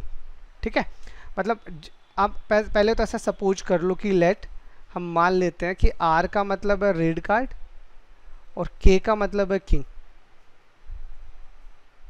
ठीक है, तो अब ये क्या है आपका, ये आपको पूछा या तो रेड आएगा या फिर किंग आएगा, तो ये आपका क्या बन गया, ये आपका एडिशनल प्रोबेबिलिटी का क्वेश्चन बन गया, एडिशन थ्योरम का क्वेश्चन बन गया। तो इसका मतलब रेड की प्रोबेबिलिटी निकालनी पड़ेगी, फिर आपको किंग का प्रोबेबिलिटी निकालना पड़ेगा, फिर अगर दोनों में कुछ कॉमन आ रहा है तो वो आपको सब्ट्रैक्ट करना पड़ेगा। ठीक है, तो देखो सबसे पहले अपन निकालते हैं रेड का प्रोबेबिलिटी। ओके, तो 52 कार्ड में से आप क्या कर रहे हो, एक कार्ड निकाल रहे हो, तो कैसे निकालोगे, 52C1। ओके, और रेड कार्ड कितने होते हैं, अरे आधे रेड होते हैं ना, तो इसका मतलब 26 रेड होते हैं, तो उसमें से कोई भी एक निकाल लो, तो आपके पास में रेड कार्ड का प्रोबेबिलिटी आ गया 26/52। फिर आपको निकालना है किंग, और आप किंग की बात करते हो तो अगेन 52 में से एक है, ये तो टोटल आ गया, और किंग होते कितने हैं, 4, तो 4 में से एक कोई भी आप निकाल लीजिए, ये आपका आ गया किंग का प्रोबेबिलिटी। ठीक है, अब इसमें से अगर आप कॉमन की बात करते हो, ठीक है, तो कितने कार्ड ऐसे होते हैं, रेड भी होते हैं और किंग भी होते हैं, बताओ, 2 होते हैं ना, एक ईट का हो जाएगा और एक पान का हो जाएगा। ठीक है, तो यहाँ तो 52C1 आ ही रहे। ठीक है, तो यहाँ कितना आएगा आपके पास में, यहाँ आपके पास डायरेक्टली 2 कार्ड आ जाएंगे, तो 2 कार्ड ऐसे होंगे जो रेड भी होंगे और किंग भी होंगे, तो ये आपका कितना आ जाएगा 2/52। तो अब इस फॉर्मूले में आप क्या करो, सारा का सारा वैल्यू रख दीजिएगा, तो रेड और किंग का आपको आंसर चाहिए था 26/52 प्लस 4/52 माइनस का 2/52, तो सॉल्व करोगे आ रहा है 30 - 2 यानी 28, that is your final answer 28/52। ठीक है, ओके, और ये आपका लास्ट, देखो 2 कार्ड्स के तो मैंने बोला ना काफ़ी, 2 डाइस के तो काफ़ी क्वेश्चन बनते हैं, तो इसने बोला है कि कोई भी 2 डाइस हैं उसको आपने एक साथ थ्रो किया है, तो 2 डाइस को अगर आप एक साथ थ्रो करते हो तो टोटल केसेस कितने बनेंगे, 1 पे 6 बनता है, तो 2 पे 6 × 6 यानी 36 आपके पास टोटल केसेस बनेंगे। ठीक है, अब आपको बोला है कि उन पे जो सम आ रहा है दोनों पे, वो डिविजिबल बाय 3 होना चाहिए या 4 होना चाहिए। ओके, तो ये भी हमारे पास क्या बन गया, एडिशन थ्योरम का क्वेश्चन बन गया। मतलब अगर हम प्रोबेबिलिटी निकालेंगे तो डिविजिबल बाय 3 को मैं ए मान लेता हूँ, डिविजिबल बाय 4 को मैं बी मान लेता हूँ, ये मुझे निकालना है। तो इसका मतलब पहले सारे 3 से डिविजिबल वाले निकालेंगे, फिर 4 से डिविजिबल वाले निकालेंगे, और अगर कुछ कॉमन आ रहा है तो उसको फिर सब्ट्रैक्ट कर देंगे। तो यहाँ पे ए मैंने माना है डिविजिबल बाय 3 को, और बी मैंने माना है यहाँ पे डिविजिबल बाय 4 को। तो देखो क्या करना है, समझो इस चीज़ को। देखो अब 2 डाइस आप उछाल रहे हो, अब आपको बोला है कि दोनों पे जो सम है वो 3 से डिविजिबल आना चाहिए। तो आप एक बात बताओ मुझे, अगर 3 से डिविजिबल आ रहा है, इसका मतलब अब देखो पहले तो 2 डाइस आप उछाल रहे हो, ये पहला डाइस है, ये दूसरा डाइस है, तो मिनिमम कितना बन सकता है 1 + 1 2, और मैक्सिमम कितना बन सकता है 6 + 6 12, 12 ना। यानी 2 डाइस को अगर आप उछालोगे तो उन पे डिजिट का सम जो बनेगा कम से कम आपका 2 बन सकता है, और ज़्यादा से ज़्यादा आपका 12 बन सकता है। अब इन 2 से 12 में कितने नंबर ऐसे हैं जो 3 से डिविजिबल होते हैं, बताओ। तो 3 खुद आएगा, उसके बाद में 6 आएगा, उसके बाद में 9 आएगा, उसके बाद 12 आएगा। बताओ कोई डाउट यहाँ तक किसी को? अरे बताओ, अगर आपको 3 से डिविजिबिलिटी वाले निकालने हैं तो कौन कौन से सम बनेंगे? तो 3 आएगा, 6 आएगा, 9 आएगा और 12 आएगा। ऐसे अगर आपको 4 की बात किया जाए तो 4 आएगा, 8 आएगा और 12 आएगा। बताओ आएगा? तो देखो इन दोनों में 12 वाला केस तो दोनों में काउंट हो गया ना।